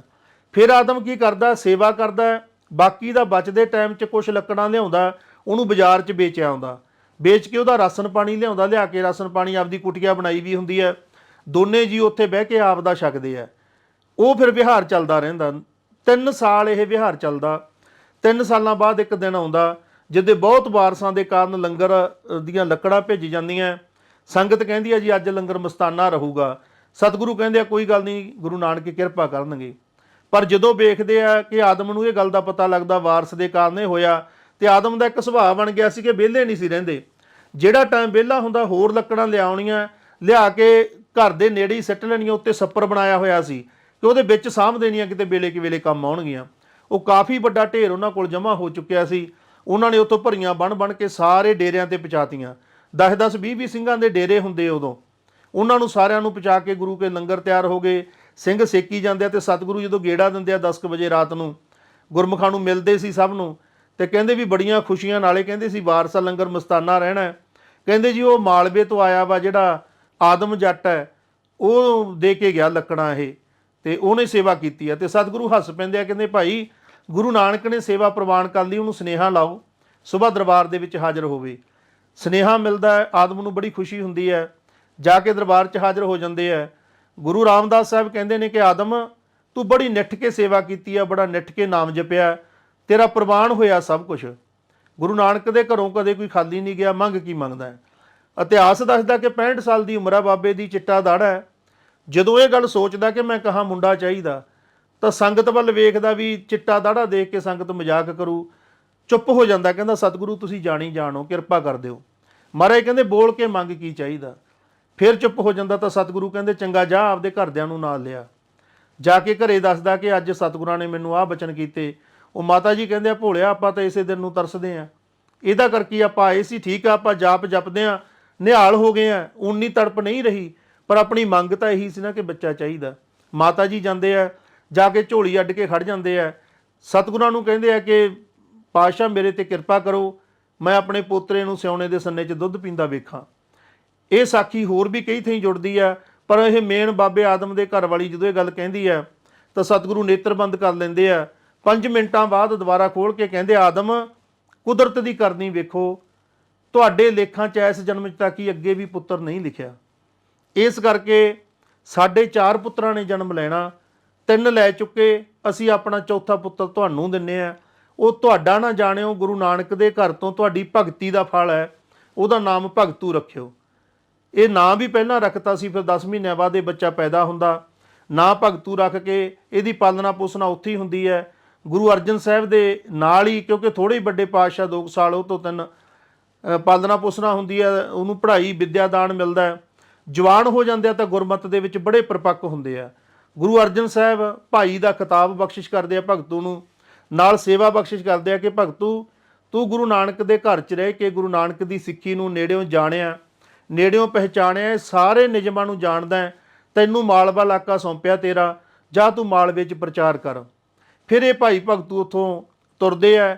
ਮਾਲਵੇ 'ਚ ਬਹੁਤ ਪਿੰਡਾਂ ਦੇ ਵਿੱਚ ਭਾਈ ਭਗਤੂ ਦੇ ਨਾਂ 'ਤੇ ਜਗ੍ਹਾ ਬਣੀਆਂ ਵੀਆਂ। 5-4 ਜਗ੍ਹਾ ਇਹੋ ਜਿਹੀਆਂ ਜਿਹੜੀਆਂ ਸਾਨੂੰ ਜਾਣੀ ਹੁਣ ਪਤਾ ਲੱਗਿਆ ਸੰਗਤ ਨੂੰ ਜੋ ਦੱਸੀਦਾ ਕਿ ਇੱਕ ਤਾਂ ਸਾਡੇ ਨੇੜੇ ਗੋਬਿੰਦਪੁਰਾ ਪਿੰਡ ਹੈ, ਇੱਥੇ ਭਿਆਣਾ ਸਾਹਿਬ ਆ, ਇੱਕ ਭਗਤੂਆਣਾ ਸਾਹਿਬ ਪਿੰਡ ਵੱਜਿਆ ਵਾ ਜੈਤੋ ਦੇ ਕੋਲ, ਹਰੀਕੇ ਬੁਰਜ ਭਾਈ ਭਗਤੂ ਦਾ ਬਹੁਤ ਵੱਡਾ ਸਥਾਨ ਹੈ, ਗਹਿਲਾ ਪਿੰਡਾ ਬਰਨਾਲੇ ਕੋਲ ਇੱਥੇ ਸਥਾਨ ਹੈ। ਇੰਨੇ ਕੁ ਸਥਾਨ ਤਾਂ ਸਾਡੀ ਨਿਗਾਹ 'ਚ ਜਿਹੜੇ ਗੁਰਮੁਖ ਪਿਆਰੇ ਆਉਂਦੇ ਜਾਂਦੇ ਦੱਸਦੇ ਆ ਨਾ। ਹੋਰ ਕਾਫੀ ਥਾਵਾਂ 'ਤੇ, ਕਿਉਂਕਿ ਮਾਲਵੇ ਦੇ ਪ੍ਰਚਾਰਕ ਸੀ ਭਾਈ ਭਗਤੂ। ਇਸ ਤਰ੍ਹਾਂ ਸੇਵਾ ਕਰਦੇ ਆ, ਮਾਂ ਨਾਲ ਹੈ। ਜਿਹੜੇ ਟਾਈਮ ਪ੍ਰਚਾਰ ਕਰਨ ਆਉਂਦੇ ਆ, ਪਿਤਾ ਜੀ ਸ਼ਾਇਦ ਉਦੋਂ ਸਵਰਗਵਾਸ ਹੋ ਚੁੱਕੇ ਆ, ਦੋਨੋਂ ਮਾਂ ਪੁੱਤ ਹੀ ਆਉਂਦੇ ਜਿੰਦੀਆਂ ਘਟਨਾਵਾਂ ਪੜ੍ਹਨ ਨੂੰ ਮਿਲਦੀਆਂ। ਤਾਂ ਭਾਈ ਭਗਤੂ ਨੇ ਗੁਰੂ ਨਾਨਕ ਦੀ ਸਿੱਖੀ ਦਾ ਪ੍ਰਚਾਰ ਕੀਤਾ ਕਿ ਪਵਨ ਗੁਰੂ ਤੋਂ ਸ਼ਬਦ ਗੁਰੂ ਤੱਕ ਅਸੀਂ ਕਿਵੇਂ ਜਾ ਸਕਦੇ ਹਾਂ, ਕਿਉਂਕਿ ਪਵਨ ਗੁਰੂ ਸਿੱਖ ਦੀ ਸ਼ੁਰੂਆਤ ਹੈ, ਸਿੱਖ ਦੇ ਜਾਂ ਕਹਿ ਲਓ ਹਰ ਇੱਕ ਇਨਸਾਨ ਦੇ ਜਨਮ ਦੀ ਵੀ ਸ਼ੁਰੂਆਤ ਹੈ, ਤੇ ਸ਼ਬਦ ਗੁਰੂ ਐਂਡ ਹੈ। ਸ਼ਬਦ ਗੁਰੂ ਨਾਲ ਮਿਲਾਪ ਤੋਂ ਬਾਅਦ ਅਸੀਂ ਕਰਤੇ ਨਾ ਇੱਕ ਹੋ ਜਾਂਦੇ ਹਾਂ, ਤੇ ਬਾਕੀ ਦਾ ਪੈਂਡਾ ਰਾਹ ਵਾਲਾ ਪੈਂਡਾ ਹੈ, ਜਿਹਦੇ ਵਿੱਚ ਸਿਮਰਨ, ਸੇਵਾ, ਸਤਸੰਗ, ਇਹ ਸਾਰਾ ਕੁਝ ਆ ਜਾਂਦਾ, ਸਾਧੂਆਂ ਦਾ ਸੰਗ, ਤੇ ਅਸੀਂ ਐਂਡ ਉੱਥੋਂ ਤੱਕ ਪਹੁੰਚਣਾ ਸ਼ਬਦ ਗੁਰੂ ਤੱਕ। ਤੇ ਭਾਈ ਭਗਤੂ ਦਾ ਵਿਆਹ ਹੁੰਦਾ ਤਾਂ ਉਹ ਇੱਥੇ ਭੁੱਚੋ ਪਿੰਡ ਬਣਦੇ ਨੇ। ਭਾਈ ਗੌਰਾ ਤੇ ਜੀਵਨ 2 ਬੇਟੇ ਹੁੰਦੇ ਆ ਭਾਈ ਭਗਤੂ ਦੇ, ਇੱਥੇ ਘਰ ਵਸਦਾ। ਭਾਈ ਭਗਤੂ ਇੱਥੇ ਵੀ ਰਹਿੰਦੇ ਆ ਤੇ ਬਾਕੀ ਦਾ ਸਮਾਂ ਗੁਰੂ ਸਾਹਿਬ ਕੋਲ ਜਾਂਦੇ ਆ। ਇਹ ਵੀ ਆਪਾਂ ਯਾਦ ਕਰਾ ਦਈਏ ਕਿ ਗੁਰੂ ਰਾਮਦਾਸ ਤੋਂ ਲੈ ਕੇ 7ਵੇਂ ਪਾਤਸ਼ਾਹ ਤੱਕ ਭਾਈ ਭਗਤੂ ਰਹੇ। ਗੁਰੂ ਅਰਜਨ ਦੇਵ ਸਾਹਿਬ ਦੇ ਨਾਲ ਵੀ ਸੇਵਾ ਕਰਦੇ ਰਹੇ। ਗੁਰੂ ਹਰਗੋਬਿੰਦ ਸਾਹਿਬ ਵੇਲੇ ਖੇਤੀ ਦਾ ਜਿੰਨਾ ਇੰਤਜ਼ਾਮ ਸੀ ਭਾਈ ਭਗਤੂ ਕੋਲੇ ਸੀ। 7ਵੇਂ ਪਾਤਸ਼ਾਹ ਵੇਲੇ ਵੀ ਖੇਤੀ ਦਾ ਕਾਰੋਬਾਰ ਭਾਈ ਭਗਤੂ ਕੋਲੇ ਸੀ। 7ਵੇਂ ਪਾਤਸ਼ਾਹ ਵੇਲੇ ਤੱਕ ਇਹ ਸੇਵਾ ਭਾਈ ਭਗਤੂ ਨਿਭਾਉਂਦੇ ਆ, ਤੇ ਉਹਨਾਂ ਦਾ ਸਵਰਗਵਾਸ ਵੀ ਕਰਤਾਰਪੁਰ ਹੀ ਹੁੰਦਾ। ਤੇ ਸਕੂਲ ਦੇ ਵਿੱਚ ਜਿਹੜਾ ਲੱਲੂਆਂ ਵਾਲਾ ਛੱਪੜਾ ਉਹਦੇ ਕਿਨਾਰੇ ਤੇ ਸਕੂਲ ਗਰਾਊਂਡ ਹੈ, ਉਹਦੇ ਵਿੱਚ ਭਾਈ ਭਗਤੂ ਦੀ ਅੱਜ ਵੀ ਸਮਾਧ ਬਣੀ ਹੋਈ ਹੈ। ਇਹ ਭਾਈ ਭਗਤੂ ਦਾ ਵਰਤਾਰਾ ਜ਼ਿੰਦਗੀ ਭਰ ਚੱਲਦਾ।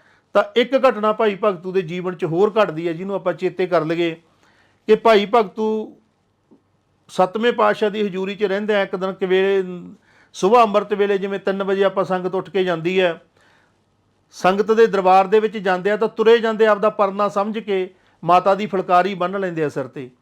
ਤੇ ਜਦੋਂ ਮੂੰਹ ਸੋਝਲਾ ਜਿਹਾ ਹੁੰਦਾ ਦਰਬਾਰ 'ਚ ਜਾ ਕੇ ਮੱਥਾ ਟੇਕਦੇ ਆ, 7ਵੇਂ ਪਾਤਸ਼ਾਹ ਹੱਸ ਕੇ ਕਹਿ ਦਿੰਦੇ ਆ ਕਿ ਭਗਤੂ ਅੱਜ ਕਿਵੇਂ ਜੰਨਾਂ ਦਾ ਲਾੜਾ ਬਣਿਆ ਫਿਰਦਾ, ਕਿ ਫੁਲਕਾਰੀ ਲਈ ਫਿਰਦਾ ਸਿਰ ਤੇ। ਉਹ ਬੜਾ ਸੰਗਤ ਮਜ਼ਾਕ 'ਚ ਹੱਸਦੀ ਆ, ਭਾਈ ਭਗਤੂ ਨੂੰ ਮਜ਼ਾਕ ਉਹਦੇ ਹਾਣੀ ਕਰਦੇ ਆ ਕਿ ਸਤਿਗੁਰਾਂ ਨੇ ਤੈਨੂੰ ਜੰਨਾਂ ਦਾ ਲਾੜਾ ਕਹਿਤਾ, ਤੇਰਾ ਤਾਂ ਵਿਆਹ ਹੋਣਾ ਹੁਣ ਹੋਰ। ਇਹ ਗੱਲਾਂ ਭਾਈ ਭਗਤੂ ਦਿਲ 'ਚ ਰੱਖਦਾ, ਦਿਲ 'ਚ ਆ ਜਾਂਦੀਆਂ। ਚਿੱਤ 'ਚ ਸੋਚਦਾ ਵੀ ਆ ਕਿ ਸਤਿਗੁਰੂ ਦਾ ਕਿਹਾ ਵਚਨ ਆਲਾ ਤਾਂ ਜਾਂਦਾ ਨਹੀਂ, ਕੋਈ ਕਾਰਨ ਤਾਂ ਹੈ। ਉਹ 20 ਪੈ ਗਿਆ ਗੱਲ ਦਾ। ਪਰ ਉਹਨਾਂ ਟਾਈਮਾਂ 'ਚ ਜਦੋਂ ਫਿਰ ਆਪਦੇ ਪਿੰਡ ਮਿਲਣ ਆਉਂਦਾ ਭੁੱਚੋ, ਜਿਹੜਾ ਬਠਿੰਡਾ ਬਰਨਾਲਾ ਰੋਡ ਤੇ 2 ਭੁੱਚੋ ਪਿੰਡ ਆਏ, ਭਾਈ ਭਗਤੂ ਦੀ ਅੰਸ਼-ਵੰਸ਼, ਗੌਰੇ ਦੀ ਅੰਸ਼-ਵੰਸ਼ ਆ। ਤਾਂ ਇੱਥੋਂ ਜਾਂਦੇ ਹੋਏ ਡਿੱਖ ਪਿੰਡ ਆਉਂਦਾ ਰਸਤੇ ਵਿੱਚ, ਜਦੋਂ ਕਰਤਾਰਪੁਰ ਨੂੰ ਜਾਂਦਾ, ਉੱਥੇ ਮਣੇ ਦੇ ਉੱਤੇ ਇੱਕ ਬੀਬੀ ਮਣਾ ਕਰੀ ਜਾਂਦੀ ਆ। ਤੇ ਕੋਈ ਹੁੰਦਾ ਇਹ ਅਗਲੇ ਪਿਛਲੇ ਜਨਮਾਂ ਦਾ ਗੇੜ ਹੈ। ਚਿੱਤ ਨੂੰ ਖਿੱਚ ਪੈਂਦੀ ਆ ਕਿ ਜੋ ਸਤਿਗੁਰਾਂ ਨੇ ਬਚਨ ਕੀਤਾ ਇਹ ਉਹੀ ਆ ਜਿਹਦੇ ਨਾਲ ਮੇਰੀਆਂ ਲਾਵਾਂ ਹੋਣੀਆਂ, ਜਿਹਦੇ ਨਾਲ ਮੇਰਾ ਮੇਲ ਮਿਲਣਾ ਹੈ। ਜਾ ਕੇ ਆਪਣੇ ਘੋੜੇ ਨਾਲ 4 ਗੇੜੇ ਦੇ ਕੇ ਕਹਿ ਦਿੰਦੇ ਆ ਕਿ ਤੂੰ ਅੱਜ ਤੋਂ ਬੀਬੀ ਸਾਡੀ ਹੋਈ। ਤਾਂ ਉਹ ਭਲੇ ਘਰ ਦੀ ਧੀ, ਉਹ ਪੁੱਛਦੀ ਆ ਕਿ ਗੁਰਮੁਖੋ ਤੁਸੀਂ ਕੌਣ ਹੋ? ਤੇ ਜਦੋਂ ਦੱਸਦੇ ਆ ਮੇਰਾ ਨਾਂ ਭਾਈ ਭਗਤੂ। ਭਾਈ ਭਗਤੂ ਇੱਕ ਉਹਨਾਂ ਟਾਈਮਾਂ 'ਚ ਇਹੋ ਜਿਹਾ ਨਾਂ ਸੀ, ਗੁਰੂਆਂ ਦੇ ਨਾਲ ਰਹਿਣਾ ਕਰਕੇ 4 ਪਾਤਸ਼ਾਹੀਆਂ ਦੇ ਤਕਰੀਬਨ ਹਰ ਇੱਕ ਨੇ ਸੁਣਿਆ ਨਾਂ ਸੀ। ਉਹਨੇ ਸਤਿਕਾਰ ਦਾ ਨਮਸਕਾਰ ਕੀਤੀ, ਮੱਥਾ ਟੇਕਿਆ, ਕਿਹਾ ਕਿ ਮੇਰੇ ਗੁਰੂ ਦਾ ਬਚਨ ਹੈ ਤੇ ਮੈਂ ਆਪਦੇ ਗੁਰੂ ਦਾ ਬਚਨ ਨਿਭਾ ਚੱਲਿਆ, ਤੇ ਮੈਂ ਤੈਨੂੰ ਬਚਨ ਦੇ ਚੱਲਿਆ, ਤੂੰ ਅੱਜ ਤੋਂ ਸਾਡੀ। ਤਾਂ ਉਹਨੇ ਕਿਹਾ ਵੀ ਇਹ ਗੱਲ ਮੈਂ ਸਮਾਜ ਨੂੰ, ਘਰਦਿਆਂ ਨੂੰ ਜਾਂ ਲੋਕਾਂ ਨੂੰ ਕਿਵੇਂ ਦੱਸਾਂ? ਉਹ ਕਹਿੰਦੇ ਜਦੋਂ ਦੱਸੇਂਗੀ ਆ ਮਣਾ ਗਵਾਹ ਆਪਣਾ, ਇਹ ਮਣਾ ਗਵਾਹੀ ਭਰੂਗਾ। ਤੇ ਉਹ ਉਦੋਂ ਬਾਅਦ ਭਾਈ ਭਗਤੂ ਚਲੇ ਜਾਂਦੇ ਆ। ਉਹ 7ਵੇਂ ਪਾਤਸ਼ਾਹ ਦੀ ਹਜ਼ੂਰੀ ਦੇ ਵਿੱਚ ਸੇਵਾ ਕਰਦੇ ਆ, ਉੱਥੇ ਪ੍ਰਾਣ ਤਿਆਗ ਜਾਂਦੇ ਆ। ਤੇ ਇੱਕ ਸਮਾਂ ਆਉਂਦਾ ਜਦੋਂ ਕਈ ਸਾਲਾਂ ਬਾਅਦ ਬੀਬੀ ਦੇ ਘਰ ਦੇ ਸਾਹਾ ਕਢਾਉਂਦੇ ਆ, ਤਾਂ ਸਾਹੇ 'ਚ ਲਾਗ ਆਉਂਦਾ। ਤਾਂ ਫਿਰ ਉਹ ਘਰੇ ਦੱਸਿਆ ਜਾਂਦਾ ਕਿ ਬੀਬੀ ਦਾ ਸਾਹਾ ਤਾਂ ਤੁਹਾਡੀ ਦਾ ਹੋ ਚੁੱਕਿਆ। ਮਾਤਾ ਗੱਲਬਾਤ ਕਰਦੀ ਆ ਤਾਂ ਮਾਈ ਵੀਰੋ ਦੱਸ ਦਿੰਦੇ ਆ ਕਿ ਇੱਕ ਘਟਨਾ ਅੱਜ ਤੋਂ ਇੰਨੇ ਸਾਲ ਪਹਿਲਾਂ ਇਹ ਘਟੀ ਸੀ ਤੇ ਮੈਨੂੰ ਆਹ ਗੱਲ ਕਹੀ ਸੀ। ਉਹ ਨਗਰ ਦੇ ਕੁਝ ਗੁਰਮੁਖ ਪਿਆਰੇ ਕਹਿੰਦੇ ਵੀ ਜੇ ਇਹ ਗੱਲ ਕਹੀ ਆ ਤਾਂ ਆਪਾਂ ਮਣੇ ਕੋਲ ਚੱਲੋ, ਚੱਲ ਕੇ ਅਰਦਾਸ ਕਰੋ। ਜਾਂਦੇ ਆ, ਉਹ ਮਣੇ ਦੀਆਂ ਲੱਕੜਾਂ ਸੁੱਕੀਆਂ ਗੱਡੀਆਂ ਹੁੰਦੀਆਂ, ਆਮ ਤਕਰੀਬਨ ਸਭ ਨੂੰ ਪਤਾ। ਪਰ ਜਦੋਂ ਜਾ ਕੇ ਉੱਥੇ ਅਰਦਾਸ ਬੇਨਤੀ ਕਰਦੇ ਆ ਤਾਂ ਲੱਕੜਾਂ ਫੁੱਟਿਆ ਆਉਂਦੀਆਂ, ਜਾਣੀ ਇਹਨੂੰ ਮੰਨਿਆ ਜਾਂਦਾ ਕੁਦਰਤੀ ਗਵਾਹੀ ਵੀ ਹਾਂ ਇੱਥੇ ਇਹ ਘਟਨਾ ਹੋਈ। ਤਾਂ ਉਦੋਂ ਬਾਅਦ ਫਿਰ ਉਹ ਮਾਤਾ ਦਾ ਪਹਿਲਾਂ ਹੀ ਸੰਕਲਪ ਸੀ ਕਿ ਮੈਨੂੰ ਜਦੋਂ ਕਹਿ ਦਿੱਤਾ ਗਿਆ ਮੈਂ ਸ਼ਾਦੀ ਨਹੀਂ ਕਰਵਾਉਣੀ, ਤਾਂ ਉਹ ਪਿੰਡ ਦੀ ਪੰਚਾਇਤ ਭਾਈ ਗੌਰੇ ਕੋਲ ਆਉਂਦੀ ਹੈ, ਭੁੱਚੋ ਪਿੰਡ ਕੇ ਇਸ ਤਰ੍ਹਾਂ ਕਰਕੇ ਭਾਈ ਭਗਤੂ ਦੀ ਆਹ ਘਟਨਾ ਤੇ ਸਾਡੀ ਬੀਬੀ ਦਾ ਮਤਲਬ ਆ ਪ੍ਰਾਣ ਹੈ। ਤਾਂ ਭਾਈ ਗੌਰਾ ਦੱਸਦੇ ਆ ਕਿ ਭਾਈ ਭਗਤੂ ਤਾਂ ਕਈ ਸਾਲ ਪਹਿਲਾਂ ਪ੍ਰਾਣ ਤਿਆਗ ਚੁੱਕੇ ਆ, ਜੇ ਬੀਬੀ ਦਾ ਉਹਦਾ ਪਰਨਾ ਤਾਂ ਅਸੀਂ ਆਪਣੀ ਮਾਤਾ ਜਾਣਦਿਆਂ ਹੋਇਆਂ ਸਤਿਕਾਰ ਨਾਲ ਜਾ ਕੇ ਲੈ ਕੇ ਆਵਾਂਗੇ, ਅਸੀਂ ਇਹ ਨਿਯਮ ਨਿਭਾਵਾਂਗੇ। ਭਾਈ ਗੌਰਾ ਤੇ ਜੀਵਨ ਉਵੇਂ ਜਾਂਦੇ ਆ ਨਗਰ ਤੋਂ, ਭਾਈ ਭਗਤੂ ਦੇ ਖੂੰਡੇ ਨਾਲ ਜਾ ਕੇ ਉਵੇਂ ਹੀ ਲਾਵਾਂ ਲੈ ਕੇ ਆਉਂਦੇ, ਤੇ ਆ ਕੇ ਆਪਦੇ ਰਾਜ ਭਾਗ ਦੀਆਂ ਘਰ ਦੀਆਂ ਚਾਬੀਆਂ ਮਾਈ ਵੀਰੋ ਨੂੰ ਸੌਂਪ ਦਿੰਦੇ ਆ ਕਿ ਤੂੰ ਸਾਡੀ ਛੋਟੀ ਮਾਤਾ ਹੈ, ਤੂੰ ਕਾਰੋਬਾਰ ਚਲਾਉਣਾ, ਤੇਰੇ ਆਖੇ ਅਸੀਂ ਰਹਾਂਗੇ। ਤੇ ਉਹਨਾਂ ਨੇ ਇਹ ਪਰਨ ਨਿਭਾਇਆ ਵੀ, ਤੇ ਮਾਈ ਵੀਰੋ ਨੇ ਜੱਤ ਸੱਤ ਨਾਲ ਸਾਰਾ ਜੀਵਨ ਕੱਟਿਆ ਤੇ ਖਾਨਦਾਨ ਨੂੰ, ਭਾਈ ਭਗਤੂ ਦੇ ਨੂੰ ਪੂਰੇ ਨੂੰ ਰਾਹ ਦਿਖਾਇਆ, ਤੇ ਆਪ ਵੀ ਭਗਤੀ ਸ਼ਕਤੀ ਵਾਲੇ ਲੜ ਲੱਗੇ। ਇਸੇ ਮਾਈ ਵੀਰੋ ਦਾ ਜਿਹੜੇ ਅਸਥਾਨ ਨੇ ਚੱਕ ਰਾਮ ਸਿੰਘ ਵਾਲੇ 'ਚ ਨੇ, ਤੇ ਬੁਰਜ ਉਹਨੇ ਮਾਈ ਵੀਰੋ ਨੇ ਆਪਦੇ ਹੱਥੀਂ ਬਣਾਇਆ 7ਵੇਂ ਪਾਤਸ਼ਾਹ ਵੇਲੇ। ਜਦੋਂ 7ਵੇਂ ਪਾਤਸ਼ਾਹ ਇਸ ਇਲਾਕੇ 'ਚ ਆਉਂਦੇ ਆ ਉਦੋਂ ਮਾਤਾ ਜੀ ਮੱਥਾ ਟੇਕਣ ਜਾਂਦੇ ਆ ਤੇ ਉੱਥੇ ਇੱਕ ਭਾਈ ਜੱਸੇ ਵਾਲੀ ਘਟਨਾ ਵੀ ਘਟਦੀ ਹੈ। ਜਦੋਂ ਉਹ ਮਸਕਰੀ ਕਰ ਦਿੰਦਾ ਤਾਂ ਭਾਈ ਗੌਰਾ ਉਹਦਾ ਕਤਲ ਕਰ ਦਿੰਦਾ। ਉਹ ਘਟਨਾ ਇੱਕ ਅਲੱਗ ਇਤਿਹਾਸ ਕਾਫੀ ਵੱਡਾ ਹੈ ਕਿ ਕਿਵੇਂ ਕਿਵੇਂ ਉਹ ਫਿਰ ਬਾਅਦ 'ਚ ਮਾਫੀਆਂ ਵੀ ਮਿਲਦੀਆਂ। ਇਸ ਮਾਈ ਵੀਰੋ ਨੂੰ ਜਦੋਂ ਇਹ ਘਟਨਾ ਘਟਦੀ ਹੈ ਕਿ ਭਾਈ ਜੀਵਨ 7ਵੇਂ ਪਾਤਸ਼ਾਹ ਦੀ ਹਜ਼ੂਰੀ ਦੇ ਵਿੱਚ ਜਾ ਕੇ ਸੇਵਾ ਕਰਦਾ, ਕਿਉਂਕਿ ਸੇਵਾ ਭਾਈ ਭਗਤੂ ਤੋਂ ਚੱਲੀ ਆਉਂਦੀ ਹੈ। ਗੁਰੂ ਸਾਹਿਬਾਂ ਕੋਲ ਪਰਿਵਾਰ ਜਾ ਕੇ 2-2 4-4 ਮਹੀਨੇ ਰਹਿੰਦਾ। ਭਾਈ ਜੀਵਨ ਆਪਦੇ ਵਿਆਹ ਤੋਂ 1.5-2 ਸਾਲ ਬਾਅਦ ਸਮਾਂ ਮਿਲਣ ਤੇ 7ਵੇਂ ਪਾਤਸ਼ਾਹ ਦੀ ਹਜ਼ੂਰੀ 'ਚ ਜਾ ਕੇ ਰਹਿੰਦਾ, ਸੇਵਾ ਕਰਦਾ ਹੈ। ਇੱਕ ਦਿਨ ਘਟਨਾ ਘਟਦੀ ਹੈ ਕਿ ਗਵਾਂਢ ਦੇ ਵਿੱਚ ਪੰਡਤਾਣੀ ਦਾ ਪੁੱਤਰ ਸੁਰਗਵਾਸ ਹੋ ਜਾਂਦਾ। ਉਹਨੂੰ ਚੁੱਪ ਕਰਾਉਣ ਜਾਂਦੇ ਸਿੰਘ ਕਹਿ ਦਿੰਦੇ ਆ ਕਿ ਮਾਤਾ ਤੂੰ ਮਹਾਰਾਜ ਜੀ ਨੇ ਕਿਹਾ ਵੀ ਚੁੱਪ ਕਰ ਜਾ, ਰੋ ਨਾ, ਤੜਕੇ ਦਰਬਾਰ 'ਚ ਲਿਆਈ, ਅਰਦਾਸ ਕਰਾਂਗੇ। ਉਸੇ ਤਰ੍ਹਾਂ ਵਾਪਰਦਾ, ਉਹ ਚੱਕ ਕੇ ਲਿਆਉਂਦੀ ਹੈ ਤਾਂ ਸਤਿਗੁਰੂ ਕਹਿੰਦੇ ਭਾਈ ਗੁਰਮੁਖੋ ਇਹ ਘਟਨਾ ਇਹ ਨਹੀਂ ਹੋ ਸਕਦੀਆਂ ਹੁੰਦੀਆਂ, ਰਾਜੇ ਮਹਾਰਾਜਾ ਨੇ ਤਾਂ ਆਪਣੇ ਪੁੱਤਰ ਗੁਜਰਨ ਨਹੀਂ ਦੇਣੇ, ਫਕੀਰਾਂ ਦੀਆਂ ਗੱਦੀਆਂ ਤੇ ਚੱਕ ਲਿਆਇਆ ਕਰਨਗੇ, ਇਹ ਨਹੀਂ ਹੋ ਸਕਦਾ। ਸਿੰਘ ਫੇਰ ਅਰਦਾਸ ਕਰਦੇ ਆ, ਮਹਾਰਾਜ ਤੁਸੀਂ ਜਾਣੀ ਜਾਣੋ, ਤੁਸੀਂ ਕਰ ਸਕਦੇ ਹੋ। ਤਾਂ ਸਤਿਗੁਰੂ ਫਿਰ ਕਹਿੰਦੇ ਨੇ ਵੀਰ ਰਸ ਦੇ ਵਿੱਚ ਵੀ ਇੰਨਾ ਹੀ ਕਰ ਸਕਦੇ ਆ, ਕੋਈ ਆਪਣੇ ਪ੍ਰਾਣ ਦੇ ਦਿਓ, ਇਹ ਜਿਉਂਦਾ ਹੋ ਜਾਊਗਾ। ਜਦੋਂ ਇਹ ਗੱਲ ਕਹਿੰਦੇ ਸਾਰੇ ਬਹਿ ਜਾਂਦੇ ਆ। ਸਤਿਗੁਰੂ ਫੇਰ ਕਹਿੰਦੇ ਆ ਭਾਈ ਉਦੋਂ ਦੇ ਕਹਿ ਰਹੇ ਸੀ, ਹੁਣ ਕੋਈ ਪ੍ਰਾਣ ਦਿਓ ਆਪਣੇ। ਜਦੋਂ ਕੋਈ ਨਹੀਂ ਬੋਲਦਾ ਤਾਂ ਭਾਈ ਜਿਹੜਾ ਜੀਵਨ ਹੈ ਇਹ ਚੌਰ ਕਰੀ ਜਾਂਦਾ ਹੁੰਦਾ ਸਤਿਗੁਰਾਂ ਦੇ ਪਿੱਛੇ ਖੜਾ, ਤੇ ਚੌਰ ਨਾਲ ਦੇ ਸਿੰਘ ਨੂੰ ਇਸ਼ਾਰੇ ਨਾਲ ਫੜਾ ਕੇ ਆਪ ਚਿੱਤ 'ਚ ਅਰਦਾਸ ਕਰਕੇ ਆਪਦੇ ਪਿਤਾ ਦੀ ਸਮਾਧ ਕੋਲ ਪੈ ਜਾਂਦਾ, ਪ੍ਰਾਣ ਤਿਆਗ ਦਿੰਦਾ। ਪ੍ਰਾਣ ਤਿਆਗਣ ਦੀ ਵਿਧੀ ਵੀ ਤਾਂ ਹੀ ਆਉਂਦੀ ਹੈ ਜੇ ਅਸੀਂ ਸਵਾਸਾਂ ਦੇ ਨੇੜੇ ਰਹਿੰਦੇ ਹਾਂ। ਇਹ ਸਵਾਸਾਂ ਦੇ ਨੇੜੇ ਰਹਿਣ ਨਾਲ ਇਹੋ ਜਿਹੀਆਂ ਰਿੱਧੀਆਂ ਸਿੱਧੀਆਂ ਆਟੋਮੈਟਿਕ ਹੀ ਆਮ ਹੀ ਸਿੱਖਾਂ ਸੂਰਮਿਆਂ ਕੋਲ ਆ ਜਾਂਦੀਆਂ। ਤਾਂ ਉਹਨੇ ਬੇਨਤੀ ਕੀਤੀ, ਅਰਦਾਸ ਕੀਤੀ, ਪ੍ਰਾਣ ਤਿਆਗ ਤੇ ਬੱਚਾ ਜਿਉਂਦਾ ਹੋਇਆ। ਤਾਂ ਜੋ ਦੇਖਿਆ ਕਹਿੰਦੇ ਜਿਉਂਦਾ ਹੋ ਗਿਆ, ਸਤਿਗੁਰੂ ਕਹਿੰਦੇ ਭਾਈ ਆਪਣੇ 'ਚੋਂ ਕਿਹੜਾ ਗਿਆ। ਜੋ ਦੇਖਿਆ ਕਹਿੰਦੇ ਜੀ ਭਾਈ ਭਗਤੂ ਦਾ ਪੁੱਤਰ ਜੀਵਨ ਚਾਦਰਾ ਲਈ ਪਿਆ ਆਪਣੇ ਪਿਤਾ ਦੀ ਸਮਾਧ ਕੋਲੇ। ਤਾਂ ਸਤਿਗੁਰਾਂ ਨੇ ਕਿਹਾ ਵੀ ਗੁਰਮੁਖੋ ਅੱਗੇ ਤੋਂ ਕਦੇ ਵੀ ਇਸ ਤਰ੍ਹਾਂ ਦੀ ਅਰਦਾਸ ਦਰਬਾਰ 'ਚ ਨਹੀਂ ਲੈ ਕੇ ਆਉਣੀ। ਦੇਖੋ ਉਹਨੇ ਬਚਨ ਪਗਾਉਣ ਖਾਤਰ ਇੱਕ ਹੀਰਾ ਪੁੱਤਰ ਸਾਡਾ ਜਿਹਨੇ ਪੰਥ ਦੀ ਬੜੀ ਸੇਵਾ ਕਰਨੀ ਸੀ, ਉਹਨੇ ਆਪਣੇ ਪ੍ਰਾਣ ਇਸ ਬਚਨ ਰੱਖਣ ਖਾਤਰ ਦਿੱਤੇ। ਉਹਦਾ ਪਤਾ ਕੀਤਾ ਕਿ ਪਿੱਛੇ ਬੀਬੀ ਦੇ ਬੱਚਾ ਹੋਣ ਵਾਲਾ ਹੈ। ਤਾਂ ਸਤਿਗੁਰਾਂ ਨੇ ਬਚਨ ਕੀਤਾ ਕਿ ਉਹਨੇ ਸਾਡਾ ਬਚਨ ਮੰਨ ਕੇ ਆਪਣੇ ਪ੍ਰਾਣ ਦਾਨ ਕੀਤੇ ਆ। ਅੱਗੇ ਜਿਹੜਾ ਇਹਦੇ ਘਰੇ ਪੈਦਾ ਹੋਊਗਾ ਉਹਦਾ ਨਾਮ ਸੰਤ ਦਾਸ ਰੱਖਣਾ, ਹਜ਼ਾਰੀ ਵਧੂਗਾ ਇਹ ਵਰ ਦਿੱਤਾ ਨਾਲ। ਉੱਥੋਂ 5 ਸਿੰਘ ਅਤੇ ਸਰੋਪਾ ਇੱਕ ਪਤਾਸਾ ਦੇ ਕੇ ਤੋਰੇ। ਕਿਹਾ ਕਿ ਮਾਈ ਨੂੰ ਜਾ ਕੇ ਕਹਿਣਾ ਹੈ ਉਹਦੇ ਘਰ ਵਾਲੀ ਨੂੰ ਕਿ ਹਊਕ ਲਾਟ ਨਹੀਂ ਕਰਨਾ, ਇਹ ਗੁਰੂ ਦਾ ਭਾਣਾ ਮੰਨ ਕੇ ਇਹਨੂੰ ਪ੍ਰਵਾਨ ਕਰ ਲੈਣਾ। ਉਹ ਆਉਂਦੀ ਆ ਅੱਗੇ ਜੱਤ ਸੱਤ ਦੀ ਮੂਰਤ ਮਾਈ ਵੀਰੋ ਮੂਹਰੇ ਹੁੰਦੇ ਆ। ਉਹ ਫਿਰ ਆਪਦੀ ਨੂੰਹ ਨੂੰ ਸਮਝਾਉਂਦੀ ਆ ਕਿ ਗੁਰੂ ਦਾ ਜੋ ਹੁਕਮ ਆ ਉਹਨੂੰ ਪ੍ਰਵਾਨ ਕਰਨਾ। ਉਹ ਮਾਤਾ ਵੀ 7 ਵਚਨ ਮੰਨਦੇ ਆ ਤੇ ਇਹਨਾਂ ਦੇ ਘਰੇ ਉਹ ਸੰਤ ਦਾਸ ਪੈਦਾ ਹੁੰਦੇ ਆ। ਇਹ ਭਾਈ ਭਗਤੂ ਦਾ ਖਾਨਦਾਨ ਚੱਲਦਾ।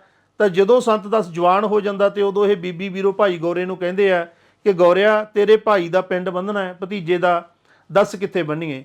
ਤੇ ਗੌਰਾ ਕਹਿੰਦਾ ਮਾਤਾ ਆ ਪੁੱਚੋ ਤੋਂ ਲੈ ਕੇ ਝੰਡੂਕਾ ਤੱਕ ਦਾ ਰਕਬਾ ਮੇਰੇ ਭਾਈ ਦਾ, ਜਿੱਥੇ ਤੁਹਾਨੂੰ ਚੀਜ਼ ਚੰਗਾ ਜਗ੍ਹਾ ਲੱਗਦੀ ਆ ਉੱਥੇ ਪਿੰਡ ਬੰਨੋ। ਤਾਂ ਮਾਤਾ ਜੀ ਘੋੜੇ ਤੇ ਨਾਲ ਘੋੜ ਸਵਾਰ ਲੈਂਦੇ ਆ। ਸਿੰਘ ਸਾਰੇ ਇਲਾਕੇ ਦਾ ਦੌਰਾ ਕਰਦੇ ਆ, ਪਰ ਉਹਨਾਂ ਨੂੰ ਆਹ ਜਗ੍ਹਾ ਫਿੱਟ ਆਉਂਦੀ ਹੈ ਜਿੱਥੇ ਆਪਾਂ ਬੈਠੇ ਆ। ਮਾਤਾ ਜੀ ਬਚਨ ਕਰਦੇ ਆ ਕਿ ਇੱਥੇ ਬੜੀਆਂ ਜਪ ਤਪ ਵਾਲੀਆਂ ਰੂਹਾਂ ਨੇ ਭਜਨ ਬੰਦਗੀ ਕੀਤੀ ਹੋਈ ਆ, ਆਹ ਜਗ੍ਹਾ ਤੇ ਆਪਾਂ ਨਗਰ ਬੰਨਾਂਗੇ। ਪਹਿਲਾ ਟੱਕ ਲਾਇਆ ਜਾਂਦਾ ਤੇ ਚੱਕ ਪਾ ਕੇ ਇਹਦੀ ਨਿਉ ਰੱਖੀ ਜਾਂਦੀ ਹੈ ਬੁਰਜ ਦੀ। ਪਹਿਲਾ ਮਕਾਨ ਇਹ ਬਣਦਾ ਤੇ ਭਾਈ ਭਗਤੂ ਦੀ ਯਾਦ 'ਚ ਇਹਦਾ ਨਾਂ ਰੱਖਿਆ ਜਾਂਦਾ ਭਾਈ ਕਾ ਚੱਕ। ਇਹ ਭਾਈ ਕਾ ਚੱਕ 7ਵੇਂ ਪਾਤਸ਼ਾਹ ਵੇਲੇ ਇਹ ਪਿੰਡ ਦੀ ਨਿਉ ਟਿਕਦੀ ਹੈ ਤੇ ਇੱਥੇ 100-150 ਸਾਲ ਦਾ ਇਹ ਵਰਤਾਰਾ ਵਰਤਦਾ। ਜਦੋਂ ਮਤਲਬ ਮਾਈ ਵੀਰੋ ਤੋਂ ਬਾਅਦ ਸੰਤ ਦਾਸ ਜਵਾਨ ਹੁੰਦੇ ਆ। ਸੰਤ ਦਾਸ ਦੀਆਂ 3 ਸਾਦੀਆਂ ਹੁੰਦੀਆਂ। ਪਹਿਲੀ ਸਾਦੀ ਉਹਨਾਂ ਦੀ ਮਾਈ ਦੇਸਾਂ ਨਾਲ ਹੁੰਦੀ ਹੈ ਜੋ ਬਾਬਾ ਜੇਠੂ ਸਿੰਘ ਦੀ ਸਪੁੱਤਰੀ ਹੈ। ਦੂਜੀਆਂ 2 ਸਾਦੀਆਂ ਢਿੱਲਮਾਂ ਮੋੜਾਂ ਦੀਆਂ 2 ਭੈਣਾਂ ਨਾਲ ਹੁੰਦੀਆਂ ਤੇ ਇਹ 3 ਮਾਈਆਂ ਇਸ ਭਾਈ ਸੰਤ ਦਾਸ ਦੇ ਘਰ ਵਸਦੀਆਂ। ਤੇ ਇੱਥੇ ਫਿਰ ਇਹਨਾਂ ਦੀ ਅੰਸ-ਵੰਸ ਹੁੰਦੀ ਹੈ। ਇੱਕ ਮਾਤਾ ਦੇ ਪੇਟੋਂ ਰਾਮ ਸਿੰਘ ਫਤਿਹ ਸਿੰਘ ਜਨਮ ਲੈਂਦੇ ਆ, ਇੱਕ ਮਾਤਾ ਦੇ ਪੇਟੋਂ ਬਖਤ ਸਿੰਘ ਤਖਤ ਸਿੰਘ ਜਨਮ ਲੈਂਦੇ ਆ। ਮਾਈ ਦੇਸਾਂ ਦੇ ਆਪਣਾ ਕੋਈ ਪੁੱਤਰ ਨਹੀਂ ਹੁੰਦਾ। ਇਹ ਭਰਿਆ ਪੂਰਾ ਪਰਿਵਾਰ ਹੈ। ਸਾਰੇ ਵਾਰੀ-ਵਾਰੀ ਗੁਰੂ ਸਾਹਿਬ ਕੋਲ ਜਾ ਕੇ ਸੇਵਾ ਕਰਦੇ ਆ।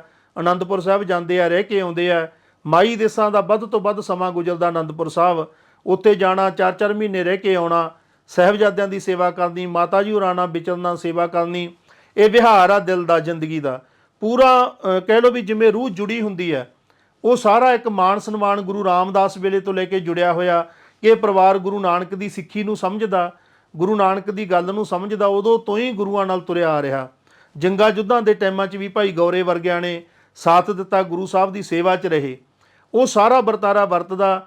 ਤਾਂ ਮਾਈ ਦੇਸਾਂ ਬੜੇ ਖੁਸ਼ ਆ ਤੇ ਬੜੇ ਪਿਆਰ ਨਾਲ ਰਹਿੰਦੇ ਆ ਸਤਿਗੁਰਾਂ ਕੋਲ। ਉੱਥੇ ਜੋ ਜੋ ਘਟਨਾਵਾਂ ਘਟਦੀਆਂ, ਕਿਵੇਂ ਦੁਨੀਆ ਭਰ ਦੇ ਇਤਿਹਾਸਕਾਰ ਸਤਿਗੁਰਾਂ ਦੀ ਸਰਨ 'ਚ ਆਉਂਦੇ ਆ, ਕਿਵੇਂ 52 ਕਵੀ ਰੱਖੇ ਹੋਏ ਆ ਜਿਨ੍ਹਾਂ ਤੋਂ ਉਲੱਥੇ ਕਰਾਏ ਜਾਂਦੇ ਆ ਸਾਰੇ ਭਾਰਤ ਦੇ ਗ੍ਰੰਥਾਂ ਦੇ, ਤਾਂ ਕਿ ਪਤਾ ਲੱਗੇ ਸਾਡੀ ਜਿਹੜੀ ਭਾਰਤ ਦੀ ਪ੍ਰੋਪਰਟੀ ਆ, ਭਾਰਤ ਦਾ ਅਧਿਆਤਮਕ ਇਹ ਹੈ ਕੀ। ਉਹ ਭਾਰਤ ਦੇ ਪੂਰੇ ਅਧਿਆਤਮ ਨੂੰ ਸਮਝਣ ਦੇ ਲਈ, ਦੁਨੀਆ ਨੂੰ ਸਮਝਾਉਣ ਦੇ ਲਈ ਪਾਤਸ਼ਾਹ ਸਾਰੀਆਂ ਭਾਸ਼ਾਵਾਂ ਤੋਂ ਆਪਣੇ ਰੂਪ ਦੇ ਵਿੱਚ ਉਹਦੇ ਉਲੱਥੇ ਕਰ ਦੱਸ ਰਹੇ ਆ। ਉਹ ਸਾਰਾ ਵਰਤਾਰਾ ਉੱਥੇ ਮਾਈ ਦੇਸਾਂ ਆਪਣੇ ਅੱਖੀਂ ਵੇਖਦੇ ਆ, ਉੱਥੇ ਸੇਵਾ 'ਚ ਰਹਿੰਦੇ ਆ। ਇਹ ਸਾਰੀ ਗੱਲ ਵਾਪਰਦੀ ਆ ਤਾਂ ਸਤਿਗੁਰਾਂ ਦਾ ਉਹ ਜਿਹੜਾ ਜੀਵਨ ਹੈ ਸਭ ਤੋਂ ਵੱਧ ਸਾਧਨਾ ਵਾਲਾ ਜੀਵਨ ਆ। ਸਤਿਗੁਰੂ ਕਿਤੇ ਪ੍ਰਚਾਰ ਕਰਨ ਨਹੀਂ ਗਏ। ਉਹਨਾਂ ਟਾਈਮਾਂ ਦੇ ਵਿੱਚ 29 ਸਾਲ ਰਹੇ ਆ। 25 ਸਾਲ ਦੇ ਨੇੜੇ ਸਤਿਗੁਰੂ ਦਾ ਸਾਰਾ ਜ਼ੋਰ ਇਸ ਗੱਲ ਤੇ ਸੀ ਕਿ ਸੰਗਤਾਂ ਜਿੱਥੋਂ ਆ ਰਹੀਆਂ ਦੇਸਾਂ ਵਿਦੇਸਾਂ ਤੋਂ ਚੱਲ ਕੇ ਉਹਨਾਂ ਨੂੰ ਉੱਥੇ ਮਿਲਣਾ, ਗੁਰੂ ਨਾਨਕ ਦੇ ਨਾਮ ਦੀ ਸਾਧਨਾ ਕਰਾਉਣੀ, ਵਿਧੀਆਂ ਦੱਸਣੀਆਂ, ਉਹ ਬੀਜ ਮੰਤਰ ਦੱਸਣੇ ਕਿ ਕਿਵੇਂ ਜਪਿਆ ਜਾਂਦਾ, ਕਿਵੇਂ ਧਿਆਇਆ ਜਾਂਦਾ। ਇਹ ਸਾਰਾ ਪੈਟਰਨ ਫਿਰ ਗ੍ਰੰਥਾਂ 'ਚ ਦਰਜ ਕਰਨਾ। ਸਤਿਗੁਰੂ ਦਾ ਇੱਕ ਬਹੁਤ ਵੱਡਾ ਆਸਾ ਸੀ ਜਿਹੜਾ ਕਿ ਸਰਸਾ ਨਦੀ ਦੇ ਵਿੱਚ ਰੁੜਿਆ, ਕਿ ਉਹਨਾਂ ਨੇ ਸਾਰੇ ਭਾਰਤ ਦਾ ਜੋ ਵੀ ਅਧਿਆਤਮ ਤੇ ਜ਼ੋਰ ਲੱਗਿਆ, ਰਿਸ਼ੀਆਂ ਮੁਨੀਆਂ ਦਾ ਕੀ ਖੋਜਾਂ ਸੀ, ਕੀ ਗੱਲ ਸੀ ਜਿਹਦੇ ਪਿੱਛੇ ਇੰਨੇ ਵੱਡੇ ਵਰਤਾਰੇ ਵਰਤੇ। ਜਿਵੇਂ ਆਪਾਂ ਇੱਕ ਸਭ ਤੋਂ ਵੱਡਾ ਵਰਤਾਰਾ ਦੇਖ ਲਈਏ ਕਿ ਭਾਰਤ ਦੇ ਵਿੱਚ ਹੀ ਅਧਿਆਤਮ ਦੀਆਂ ਜਿਹੜੀਆਂ ਵੱਡੀਆਂ ਖੋਜਾਂ ਹੋਈਆਂ, ਜਿਹਦੇ ਤੇ ਅੱਜ ਵੀ ਵਿਗਿਆਨਕ ਵੀ ਖੋਜਾਂ ਹੋ ਰਹੀਆਂ। ਜਿਵੇਂ ਭਾਰਤ ਤੇ ਇੱਕ ਵਕਤ ਪਿਆ ਜਦੋਂ ਹੁਕਮਰਾਨ ਬਾਦਸ਼ਾਹ ਜਿਹੜੇ ਉਹ ਮਗਰ ਪਏ ਕਿ ਇੱਥੋਂ ਦੀ ਜਿਹੜੀ ਪਰੰਪਰਾ, ਇਹ ਤਿਲਕ ਕਿਉਂ ਲਾਉਂਦੇ ਆ, ਇਹ ਜਨੇਊ ਕਿਉਂ ਪਹਿਨਦੇ ਆ। ਆਪਾਂ ਜੇ ਧਿਆਨ ਨਾਲ ਨਿਗਾਹ ਮਾਰਗੇ ਤਾਂ ਉਹਨਾਂ ਦਾ ਫੈਸਲਾ ਇਹ ਸੀ ਕਿ ਤਿਲਕ ਲਾਉਣ ਨਹੀਂ ਦੇਣਾ, ਜਨੇਊ ਪਾਉਣ ਨਹੀਂ ਦੇਣਾ। ਸਿੱਧਾ ਨਹੀਂ ਸੀ ਬੰਦੇ ਨੂੰ ਮਾਰਦੇ। ਜੇ ਕੋਈ ਤਿਲਕ ਨਹੀਂ ਲਾਉਂਦਾ, ਜਨੇਊ ਨਹੀਂ ਪਾਉਂਦਾ, ਉਹਨੂੰ ਕੁਝ ਨਹੀਂ ਸੀ ਕਹਿੰਦੇ। ਇੰਨੀ ਨੇਰਗਰਦੀ ਨਹੀਂ ਸੀ ਕਿ ਹਰ ਇੱਕ ਨੂੰ ਮਾਰੀ ਜਾਂਦੇ ਸੀ। ਉਹਨੂੰ ਮਾਰਦੇ ਸੀ ਜਿਹੜਾ ਧਰਮ ਨਾਲ ਜੁੜਿਆ ਹੋਇਆ ਸੀ, ਵੀ ਇਹ ਕਿਉਂ ਇਸ ਪਾਸੇ ਲੈ ਕੇ ਜਾ ਰਹੇ ਆ ਦੁਨੀਆ ਨੂੰ, ਕੀ ਦੱਸਦੇ ਆ ਇਹ ਤਿਲਕ ਨਾਲ। ਤਾਂ ਉਹ ਬੰਦ ਕਰਨਾ ਸ਼ੁਰੂ ਕੀਤਾ। ਕਿੰਨੇ ਕਤਲ ਹੋਣੇ ਸ਼ੁਰੂ ਹੋਏ। 1.25 ਮਣ ਜਨੇਊ ਲਾਉਂਦਾ ਸੀ ਔਰੰਗਜ਼ੇਬ। ਤਾਂ ਜਦੋਂ ਗੁਰੂ ਤੇਗ ਬਹਾਦਰ ਨੂੰ ਪਤਾ ਲੱਗਦਾ ਕਿ ਭਾਰਤ ਦੀ ਜਿਹੜੀ ਮੇਨ ਪ੍ਰੋਪਰਟੀ ਹੈ, ਭਾਰਤ ਨੇ ਜੇ ਦੁਨੀਆ ਨੂੰ ਕੋਈ ਦੇਣ ਦਿੱਤੀ ਆ, ਤਾਂ ਉਹਨਾਂ ਨੇ ਦੱਸਿਆ ਕਿ ਬੰਦੇ ਦੇ ਜੇ ਸਰੀਰ ਦੇ ਵਿੱਚ ਕਿਤੇ ਕੁਝ ਹੈ, ਉਹ ਐਸੇ ਜਗ੍ਹਾ ਤੇ ਆ ਜਿੱਥੇ ਤਿਲਕ ਲਾਇਆ ਜਾਂਦਾ। ਜੇ ਨਿਰੰਕਾਰ ਦਾ ਦੁਆਰ ਹੈ, ਜਿਹਨੂੰ ਗੁਰਦੁਆਰਾ ਕਿਹਾ ਜਾਂਦਾ, ਗੁਰੂਦੁਆਰ ਕਿਹਾ ਜਾਂਦਾ, ਉਹ ਤਿਰਕੁਟੀ ਦੇ ਵਿੱਚ ਹੈ ਜਿੱਥੋਂ ਅੰਦਰ ਦਾ ਰਾਹ ਖੁੱਲ੍ਹਦਾ। ਜੇ ਸਾਡੇ ਬੱਚਿਆਂ ਨੂੰ, ਸਾਡੀ ਦੁਨੀਆ ਨੂੰ, ਸਾਡੀ ਸਾਰੀ ਕੀਤੀ ਕਮਾਈ ਦੇ ਰਾਹ ਦਾ ਨਾ ਪਤਾ ਹੋਊ ਕਿ ਉਹ ਰਾਹ ਕਿਹੜਾ ਹੈ, ਜਿੱਥੋਂ ਅਸੀਂ ਜਾਣਾ ਅੰਦਰ ਵੱਲ ਨੂੰ, ਜਿੱਥੋਂ ਅਸੀਂ ਗੁਰਮੁਖ ਬਣਨਾ ਹੈ, ਜਿੱਥੋਂ ਅਸੀਂ ਅਧਿਆਤਮ ਦੇ ਵਿੱਚ ਜਾਣਾ ਹੈ, ਉਹ ਜੇ ਰਾਹ ਹੀ ਬੰਦ ਕਰ ਦਿੱਤਾ ਗਿਆ ਤਾਂ ਬੱਚੇ ਜਾਣਗੇ ਕਿੱਧਰ। ਉਹਨੂੰ ਨਹੀਂ ਸਫਲ ਹੋਣ ਦਿੱਤਾ। ਸਤਿਗੁਰਾਂ ਨੇ ਦਾਅਵੇ ਨਾਲ ਰੋਕਿਆ ਕਿ ਇਹ ਨਹੀਂ ਹੋ ਸਕੂਗਾ, ਕਿ ਸਾਡੇ ਭਾਰਤ ਦਾ ਜੋ ਚੱਲਿਆ ਆ ਰਿਹਾ ਸਿਸਟਮ ਹੈ, ਇਹਨੂੰ ਤੂੰ ਨਹੀਂ ਦਬਾ ਸਕੇਗਾ। ਗੁਰੂ ਤੇਗ ਬਹਾਦਰ ਨੇ ਸਾਫ਼ ਕਿਹਾ ਕਸ਼ਮੀਰੀ ਪੰਡਤਾਂ ਨੂੰ ਕਿ ਜਾ ਕੇ ਕਹਿ ਦਿਓ ਕਿ ਸਾਡੇ ਗੁਰੂ ਨੂੰ ਮਨਾ ਲਾ, ਸਾਡੇ ਗੁਰੂ ਨੂੰ ਕਹਿ ਦੇ ਵੀ ਉਹ ਨਾ ਲਾਉਣ ਦੇਵੇ ਤਿਲਕ, ਤਾਂ ਅਸੀਂ ਸਾਰੇ ਲਾ ਦਿਆਂਗੇ। ਤਾਂ ਗੁਰੂ ਤੇਗ ਬਹਾਦਰ ਨੇ ਪ੍ਰਚਾਰ ਕਰਦਿਆਂ ਹੋਇਆਂ ਪਹੁੰਚਦੇ ਆ, ਇਸੇ ਤੇ ਰਹਿੰਦੇ ਆ ਕਿ ਇਹਨੂੰ ਤੂੰ ਨਹੀਂ ਮਿਟਾ ਸਕੇਗਾ, ਇਹ ਇਵੇਂ ਜਿਵੇਂ ਰਹੂਗਾ। ਇਹ ਭਾਰਤ ਦੀ ਜੋ ਧਰੋਹਰ ਹੈ, ਇਹਦੇ ਪਿੱਛੇ ਅਸੀਂ ਸੀਸ ਦੇਣ ਨੂੰ ਤਿਆਰ ਹਾਂ। ਆਪਣਾ ਸੀਸ ਦੇਤਾ। ਸਿੰਘਾਂ ਨੇ ਨਾਲਦਿਆਂ ਨੇ ਦੇਗਾਂ 'ਚੋਂ ਵਾਲੇ ਖਾ ਗਏ, ਪਰ ਇਸ ਗੱਲ ਲਈ ਹਾਂ ਨਹੀਂ ਕੀਤੀ ਕਿ ਤਿਲਕ ਲਾ ਦਿੱਤਾ ਜਾਣਾ ਚਾਹੀਦਾ। ਔਰੰਗਜ਼ੇਬ ਲਾਉਣ 'ਚ ਨਹੀਂ ਕਾਮਯਾਬ ਹੋਇਆ। ਤਿਲਕ ਦੀ ਮਹਿਮਾ, ਜਨੇਊ ਦੀ ਮਹਿਮਾ ਫੈਲੀ। ਪਰ ਸਦਕੇ ਜਾਈਏ ਅੰਗਰੇਜ਼ਾਂ ਦੇ, ਜਿਨ੍ਹਾਂ ਨੇ ਇਹੋ ਜਿਹੇ ਹਿਸਾਬ ਨਾਲ ਹੱਥ ਪਾਇਆ ਇਹਨਾਂ ਚੀਜ਼ਾਂ ਨੂੰ ਕਿ ਅੱਜ ਜਿਹੜਾ ਕੋਈ ਆਪਦੇ ਆਪ ਨੂੰ ਹਿੰਦੂ ਕਹਿਣ ਵਾਲਾ ਜੈਂਟਲਮੈਨ ਹੈ, ਉਹ ਵੀ ਸ਼ਰਮ ਮੰਨਦਾ ਤਿਲਕ ਲਾਉਣ ਤੋਂ, ਉਹ ਵੀ ਪਾਸਾ ਵੱਟ ਰਿਹਾ। ਉਹ ਕਿਹੜੇ ਢੰਗ ਨਾਲ ਦੂਰ ਕੀਤਾ ਗਿਆ ਦੁਨੀਆ ਨੂੰ ਭਾਰਤ ਦੀ ਇਸ ਧਰੋਹਰ ਤੋਂ। ਗੁਰੂਆਂ ਨੇ ਜਿਨ੍ਹਾਂ ਗੱਲਾਂ ਪਿੱਛੇ ਕੁਰਬਾਨੀਆਂ ਦਿੱਤੀਆਂ, ਉਹਦੇ ਨੂੰ ਕਿਵੇਂ ਤੋੜਿਆ ਗਿਆ, ਕਿਵੇਂ ਦੂਰ ਕੀਤਾ ਗਿਆ, ਇਹ ਤਾਂ ਇੱਕ ਅਲੱਗ ਵਿਸ਼ਾ ਹੈ। ਪਰ ਸਤਿਗੁਰਾਂ ਨੇ ਜਿਹੜੇ ਇਹ ਵਰਤਾਰੇ ਵਰਤਾਏ, ਇਹਦੇ ਪਿੱਛੇ ਬਹੁਤ ਵੱਡਾ ਸਿਸਟਮ ਆ, ਬਹੁਤ ਵੱਡਾ ਮਿਸ਼ਨ ਆ, ਜਿਹੜਾ ਸਾਨੂੰ ਸਮਝਣਾ ਚਾਹੀਦਾ ਕਿ ਗੁਰੂ ਸਾਹਿਬ ਨੇ ਐਵੇਂ ਹੀ ਫੈਸਲਾ ਨਹੀਂ ਲਿਆ, ਉਹਦੇ ਪਿੱਛੇ ਬਹੁਤ ਵੱਡੀ ਦੇਣ ਆ। ਤੇ ਸਤਿਗੁਰੂ ਗੁਰੂ ਗੋਬਿੰਦ ਸਿੰਘ ਨੇ ਉਹ ਸਾਰਾ ਕੁਝ ਰੀਜਨਰੇਟ ਕਰਨਾ ਸੀ, ਉਹ ਸਾਰਾ ਲਿਖਿਆ। ਜਿੰਨੇ ਗ੍ਰੰਥ ਲਿਖੇ ਸੀ, ਨਹੀਂ ਸਿੱਧਾ ਤਾਂ ਮੁਗਲਾਂ ਦਾ ਕੋਈ ਬੈਰ ਹੀ ਨਹੀਂ ਸੀ।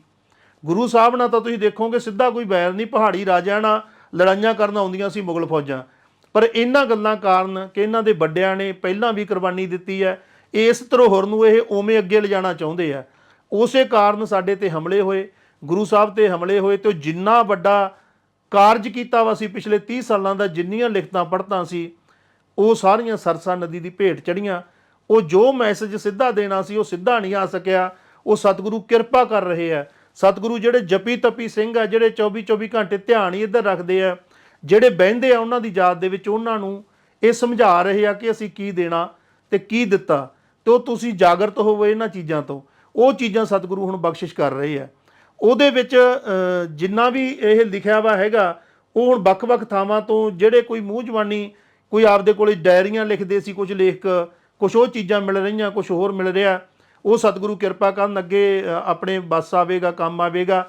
ਤਾਂ ਆਪਾਂ ਇਹ ਤੋਂ ਗੱਲ ਕਰ ਰਹੇ ਸੀ 10ਵੇਂ ਪਾਤਸ਼ਾਹ ਦੇ ਜਾਂਦੇ ਮਾਈ ਦੇਸਾਂ ਰਹਿ ਕੇ ਆਉਂਦੇ, ਤਾਂ ਫਿਰ ਮਾਤਾ ਦੇਸਾਂ ਤੇ ਇੱਕ ਸਮਾਂ ਇਹ ਜਿਹਾ ਆਇਆ ਜਦੋਂ ਘਰ ਵਾਲਾ ਚੜ੍ਹਾਈ ਕਰ ਗਿਆ, ਸੰਤ ਦਾਸ ਚੜ੍ਹਾਈ ਕਰ ਗਿਆ। ਦੂਜੇ ਮਾਤਾ ਜੀ ਆਪਣੇ ਬੱਚਿਆਂ ਨਾਲ ਬਿਜੀ ਹੋਏ, ਕਾਰੋਬਾਰਾਂ 'ਚ ਕਾਫੀ ਵੱਡੀ ਜਾਇਦਾਦ ਸੀ ਇਸ ਭਾਰਤ ਦੀ 70-7500 ਕਿੱਲਾ ਸੰਤ ਦਾਸ ਦੀ, ਜਿੱਥੇ ਇਹਨਾਂ ਦੇ ਕਾਰੋਬਾਰ ਚੱਲੇ। ਪਰ ਮਾਤਾ ਨੂੰ ਇਹ ਕੋਠੜੀ ਵੰਡ ਕੇ ਦੇ ਦਿੱਤੀ ਗਈ ਕਿ ਤੂੰ, ਤੇਰੇ ਬੱਚਾ ਕੋਈ ਹੈ ਨਹੀਂ, ਤੂੰ ਜਾਇਦਾਦ ਤੋਂ ਕੀ ਕਰਾਉਣਾ। ਇਹ ਗੱਲ ਕਰਕੇ ਮਾਤਾ ਦਾ ਜਿਵੇਂ ਉਹਨਾਂ ਕਿ ਜਿਵੇਂ ਵਿਹਾਰ ਹੁੰਦਾ ਆਪਣੇ ਘਰਾਂ 'ਚ, ਦੋਨੋਂ ਪਾਸੇ ਕੰਧਾਂ ਕੱਢ ਲਈਆਂ, ਇਹ ਇਕੱਲੀ ਕੋਠੜੀ, ਇਹਦੇ ਉੱਪਰ ਚਵਾਰਾ ਸਾਰੇ ਘਰ ਸਾਂਝਾ ਵਰਤਦੇ ਸੀ। ਮਾਤਾ ਜੀ ਇਕੱਲੇ ਰਹਿ ਗਏ ਤਾਂ ਫਿਰ ਦਿਲ ਦੇ ਵਿੱਚ ਇੱਕ ਹੂਕ, ਤੇ ਜਿਹੜਾ ਭਜਨ ਬੰਦਗੀ ਕਰਦਾ, ਜਿਹੜਾ ਇਹ ਕਿਰਿਆ ਨੂੰ ਸਿੱਖ ਲੈਂਦਾ, ਉਹਨੂੰ ਅੰਦਰੋਂ ਜੁੜਨ ਦਾ ਕਹਿ ਲਓ ਵੀ ਚੱਜ ਆ ਜਾਂਦਾ।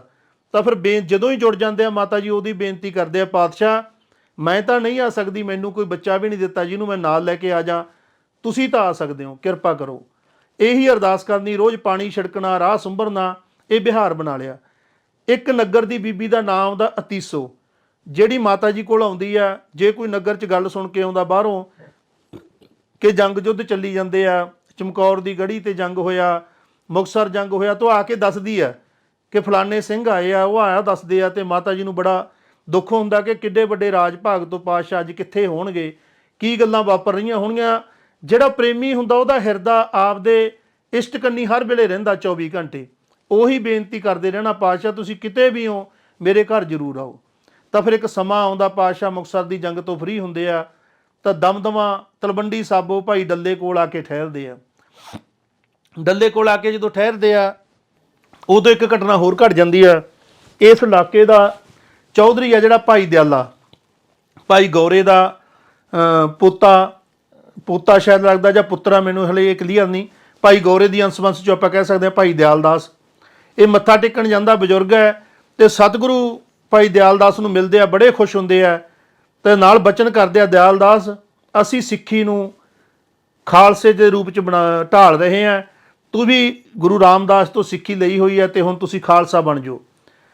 ਤਾਂ ਭਾਈ ਦਿਆਲ ਦਾਸ ਕਹਿੰਦਾ, ਪਾਤਸ਼ਾਹ ਮੈਂ ਤਾਂ ਬਜ਼ੁਰਗ ਹੋ ਚੁੱਕਿਆ, ਮੈਂ ਸ਼ਸਤਰ ਚੱਕ ਨਹੀਂ ਸਕਦਾ, ਤੁਸੀਂ 5 ਸ਼ਸਤਰ ਬਖਸ਼ਿਸ਼ ਕਰ ਰਹੇ ਹੋ, ਤੇ ਮੈਂ ਤਾਂ ਹੁਣ ਲੜ ਵੀ ਨਹੀਂ ਸਕਦਾ, ਮੈਂ ਤਾਂ ਸਿੱਖ ਹੀ ਠੀਕ ਹੈ। ਸਤਿਗੁਰੂ ਕਹਿੰਦੇ ਵੀ ਬਜ਼ੁਰਗ ਜੇ ਅੱਗੇ ਲੱਗਣ ਤਾਂ ਨਵੀਂ ਪੀੜ੍ਹੀ ਤੁਰ ਪੈਂਦੀ ਹੁੰਦੀ ਹੈ, ਤੁਸੀਂ ਸਾਡੇ ਨੇੜ ਲਿਓ, ਤੁਸੀਂ ਗੁਰੂ ਰਾਮਦਾਸ ਵੇਲੇ ਤੋਂ ਤੁਰੇ ਆਉਣੇ ਹੋ, ਤੁਸੀਂ ਅੱਗੇ ਹੋ ਕੇ ਤੁਰੋਗੇ, ਤੁਸੀਂ ਸ਼ਸਤਰਧਾਰੀ ਹੋਵੋਗੇ ਤਾਂ ਤੁਹਾਡੀ ਅੰਸ਼-ਵੰਸ਼ ਵੀ ਸ਼ਸਤਰਧਾਰੀ ਹੋਊਗੀ, ਤੁਸੀਂ ਖੰਡੇ ਦੀ ਪਹੁਲ ਲੈ ਕੇ ਸ਼ਸਤਰਧਾਰੀ ਹੋਵੋ।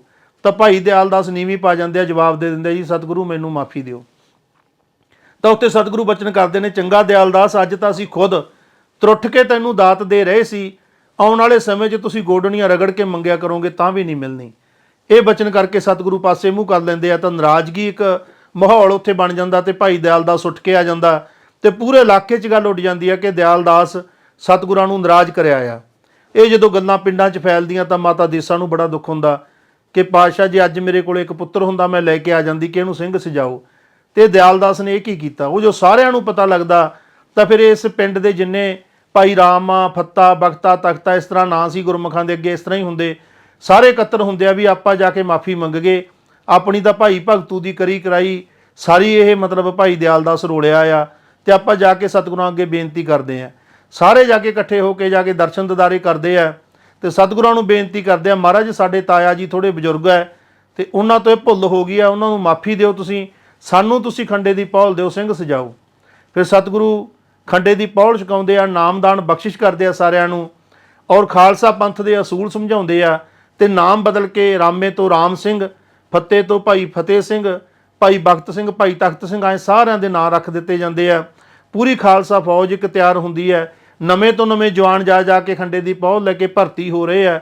ਤਾਂ ਉਦੋਂ ਫਿਰ ਉਸ ਦਿਨ ਜਦੋਂ ਮਿਲਦੇ ਆ, ਸਤਿਗੁਰੂ ਰਾਮ ਸਿੰਘ ਬੜਾ ਖੁਸ਼ ਹੁੰਦਾ, ਕੋਲ ਬੈਠਾ ਹੁੰਦਾ, ਤਾਂ ਸਤਿਗੁਰੂ ਕਹਿੰਦੇ ਨੇ, ਰਾਮ ਸਿੰਘਾ ਚੱਲ ਕੇ ਤਿਆਰੀਆਂ ਕਰ ਲਾ, ਅਸੀਂ ਤੇਰੇ ਨਗਰ ਆਉਣਾ, ਸਾਨੂੰ ਕੋਈ ਬਰਾਗਣ ਰੂਹ ਚੇਤੇ ਕਰਦੀ ਹੈ। ਇਤਿਹਾਸ ਦੱਸਦਾ ਕਿ ਰਾਮ ਸਿੰਘ ਨੂੰ ਇੱਕੇ ਦਮ ਜਦੋਂ ਇਹ ਗੱਲ ਦਾ ਪਤਾ ਲੱਗਿਆ, ਉਹਨੂੰ ਹੋਰ ਹੀ ਫਿਕਰ ਪੈ ਗਈ ਕਿ ਇੰਨੀ ਸੰਗਤ ਜਾਊਗੀ, ਮੈਂ ਕਿੱਥੇ ਵਹਾਊਂਗਾ, ਸਾਡੇ ਤਾਂ ਇੰਨੇ ਘਰ ਵੀ ਨਹੀਂ ਹੈਗੇ।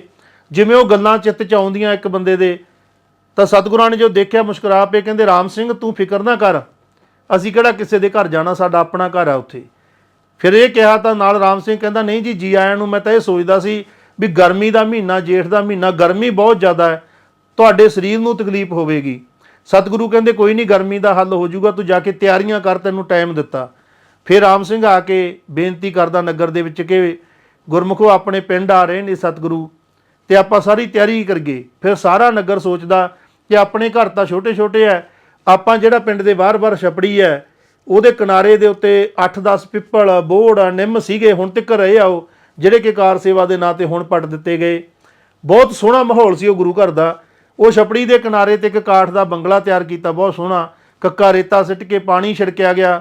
ਸਾਰੀ ਜਦੋਂ ਤਿਆਰੀ ਹੋ ਗਈ, ਫਿਰ ਜਾ ਕੇ ਗੁਰਮੁਖਾਂ ਨੇ ਦੱਸਿਆ, ਰਾਮ ਸਿੰਘ ਗੁਰਾਣੇ ਕੇ ਪਾਤਸ਼ਾਹ ਸਾਡੇ ਵੱਲੋਂ ਤਿਆਰੀ ਹੈ, ਤੁਸੀਂ ਆਓ। ਤਾਂ ਸਤਿਗੁਰੂ ਫਿਰ ਉਸ ਦਿਨ 18 ਜੇਠ ਦਾ ਦਿਨ ਸੀ, ਉਹ 18 ਜੇਠ ਵਾਲੇ ਦਿਨ ਉੱਥੋਂ ਕਾਫਲੇ ਦੇ ਰੂਪ 'ਚ ਤੁਰਨ ਲੱਗਦੇ ਆ।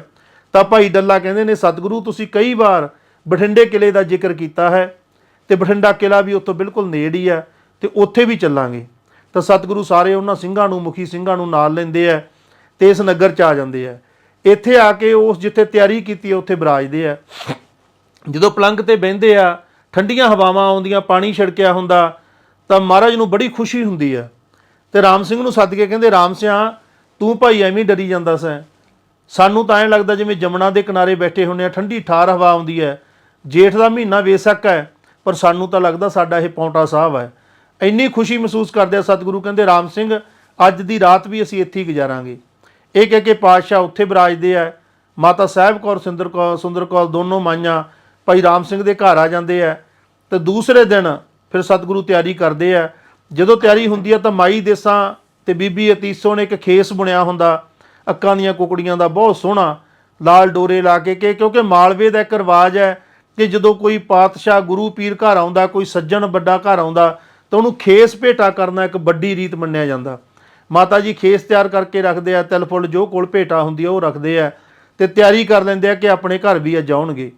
ਸਤਿਗੁਰੂ ਜੋ ਤੁਰਦੇ ਆ, ਜਕਾਰੇ ਉੱਥੋਂ ਆਵਾਜ਼ ਸੁਣਦੀ ਆ, ਤਾਂ ਮਾਤਾ ਜੀ ਬੀਹੀ ਦੇ ਕੋਲ ਜਿਹੜੇ ਤਖਤੇ ਨੇ ਉਹਨਾਂ ਦੇ ਨਾਲ ਲੱਗ ਕੇ ਦੋਨੋਂ ਮਾਈਆਂ ਖੜ ਜਾਂਦੀਆਂ। ਸਤਿਗੁਰੂ ਤੁਰੇ ਆਉਂਦੇ ਆ, ਤੇ ਜਦੋਂ ਬਿਲਕੁਲ ਬਾਹਰ ਆ ਜਾਂਦਾ ਉਹ ਬੂਹਾ, ਤੇ ਮਹਾਰਾਜ ਬਾਗਾਂ ਖਿੱਚ ਲੈਂਦੇ ਆ ਘੋੜੇ ਦੀਆਂ। ਤਾਂ ਫਿਰ ਉਹ ਇਤਿਹਾਸ ਦੇ ਵਿੱਚ ਲਿਖਿਆ ਕਿ ਰਾਮ ਸਿੰਘ ਕਹਿੰਦਾ, ਫਤਿਹ ਸਿਆਂ ਉਹੀ ਗੱਲ ਹੋਈ ਜੀ ਤੋਂ ਡਰਦੇ ਸੀ। ਕਹਿੰਦਾ, ਮਹਾਰਾਜ ਸਾਡਾ ਘਰ ਅੱਗੇ ਅੱਗੇ ਆ ਜਾਓ। ਪਾਤਸ਼ਾਹ ਕਹਿੰਦੇ, ਰਾਮ ਸਿਆਂ ਤੇਰਾ ਅੱਗੇ ਹੋਣਾ ਭਾਈ, ਸਾਡਾ ਤਾਂ ਆ ਗਿਆ। ਇਹ ਕਹਿ ਕੇ ਮਹਾਰਾਜ ਘੋੜੇ ਤੋਂ ਉਤਰਦੇ ਆ, ਬੂਹਾ ਖੋਲ੍ਹਦੇ ਆ, ਮਾਤਾ ਜੀ ਨਾਲ ਹੀ ਖੜੇ ਹੁੰਦੇ ਆ। ਹੁਣ ਜੱਕ ਲੱਗ ਤੇ ਐਡੀ ਵੱਡੀ ਕਿਰਪਾ ਹੋਈ, ਦੀਨ ਦੁਨੀਆ ਦਾ ਵਾਲੀ ਆਪ ਕਹਿੰਦਾ ਕਿ ਸਾਡਾ ਉਹ ਘਰ ਆ ਗਿਆ ਜਿੱਥੇ ਅਸੀਂ ਆਉਣਾ ਹੈ। ਤੇ ਮਾਤਾ ਜੀ ਦੇ ਤਾਂ ਹੋਸ਼ ਹੀ, ਮਤਲਬ ਜਿਵੇਂ ਆਪਣੇ ਇੱਕ ਠਠੰਬਰ ਜਾਂਦੇ ਆਪਾਂ, ਚਰਨਾਂ ਤੇ ਮੱਥਾ ਜ਼ਰੂਰ ਟੇਕਦੇ ਆ, ਪਿਆਰ ਨਾਲ ਹੰਝੂਆਂ ਨਾਲ ਪੈਰ ਭਿੱਜ ਜਾਂਦੇ ਆ ਸਤਿਗੁਰੂ ਦੇ ਚਰਨ। ਤੇ ਸਤਿਗੁਰੂ ਖੜਾ ਕਰਦੇ ਆ ਮੋਢਿਆਂ ਤੋਂ ਫੜ ਕੇ, ਸਿਰ ਤੇ ਹੱਥ ਰੱਖ ਕੇ ਕਹਿੰਦੇ ਆ, ਦੇਸਾਂ ਮਾਈ ਤੇਰੀ ਸਾਈਂ ਦਰ ਸਮਾਈ, ਅਕਾਲ ਪੁਰਖ ਸਹਾਈ। ਜੇ ਅੱਜ ਅਸੀਂ ਇੱਥੇ ਆਏ ਆ ਤੇਰੀ ਪ੍ਰੇਮਾ ਭਗਤੀ ਸਦਕਾ, ਅਸੀਂ ਇੱਥੇ ਆਏ ਆ ਤੇਰੇ ਪ੍ਰੇਮ ਸਦਕਾ, ਪ੍ਰਸ਼ਾਦ ਤਿਆਰ ਕਰੋ, ਅਸੀਂ ਤੁਹਾਡੇ ਕੋਲ ਹੀ ਛਕਾਂਗੇ, ਲਿਆਓ ਨਾ ਸਾਡੀ ਨਿਸ਼ਾਨੀ ਉਹ ਜਿਹੜੀ ਤੂੰ ਹੀ ਕਰਦਿਆਂ ਬੁਣੀ ਆ। ਜਦੋਂ ਮਾਤਾ ਜੀ ਦੇਖਦੇ ਆ ਕਿ ਮੱਥਾ ਤਾਂ ਮੈਂ ਟੇਕ ਲਿਆ ਪਰ ਖੇਸ ਨਹੀਂ ਟੇਕਿਆ, ਉਹ ਬਾਂਹ ਦੇ ਉੱਪਰ ਹੀ ਰੱਖਿਆ ਹੋਇਆ, ਤਾਂ ਭੱਜ ਕੇ ਫੜਾਉਂਦੇ ਨੇ ਖੇਸ ਕੇ, ਸਤਿਗੁਰੂ ਆ ਲਓ।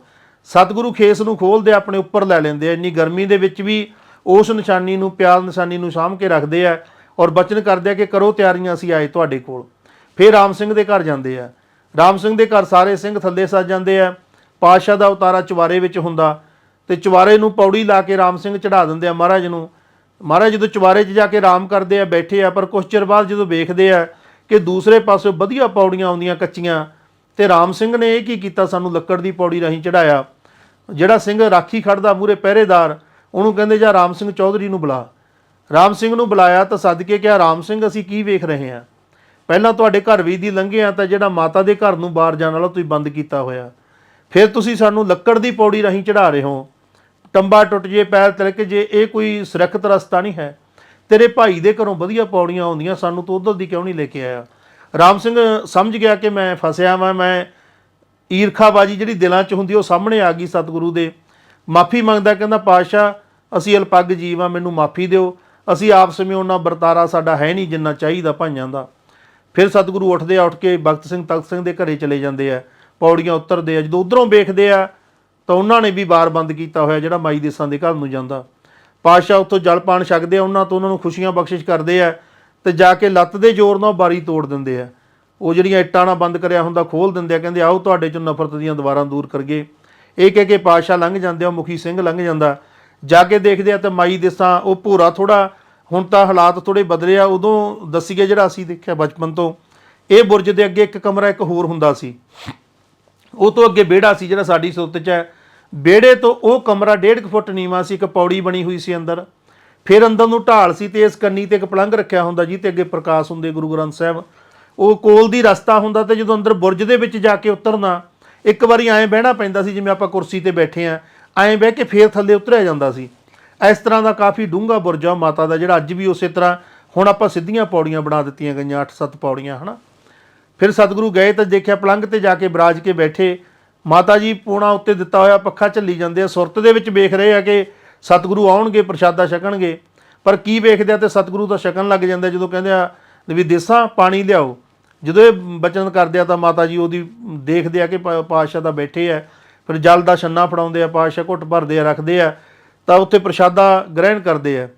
ਤੇ ਬਾਹਰ ਜਿਹੜੀ ਇੱਕ ਚੱਲ ਰਹੀ ਹੁੰਦੀ ਆ ਆਪਣੇ ਪਿੰਡਾਂ ਵਾਲਿਆਂ ਦਾ ਰਿਵਾਜ ਹੈ ਕਿ ਆਪਾਂ ਫਿਰ ਉਹਦੀ ਤਬਸਰਾ ਕਰਦੇ ਆ ਕਿ ਐਂ ਕਿਉਂ ਹੋ ਰਿਹਾ।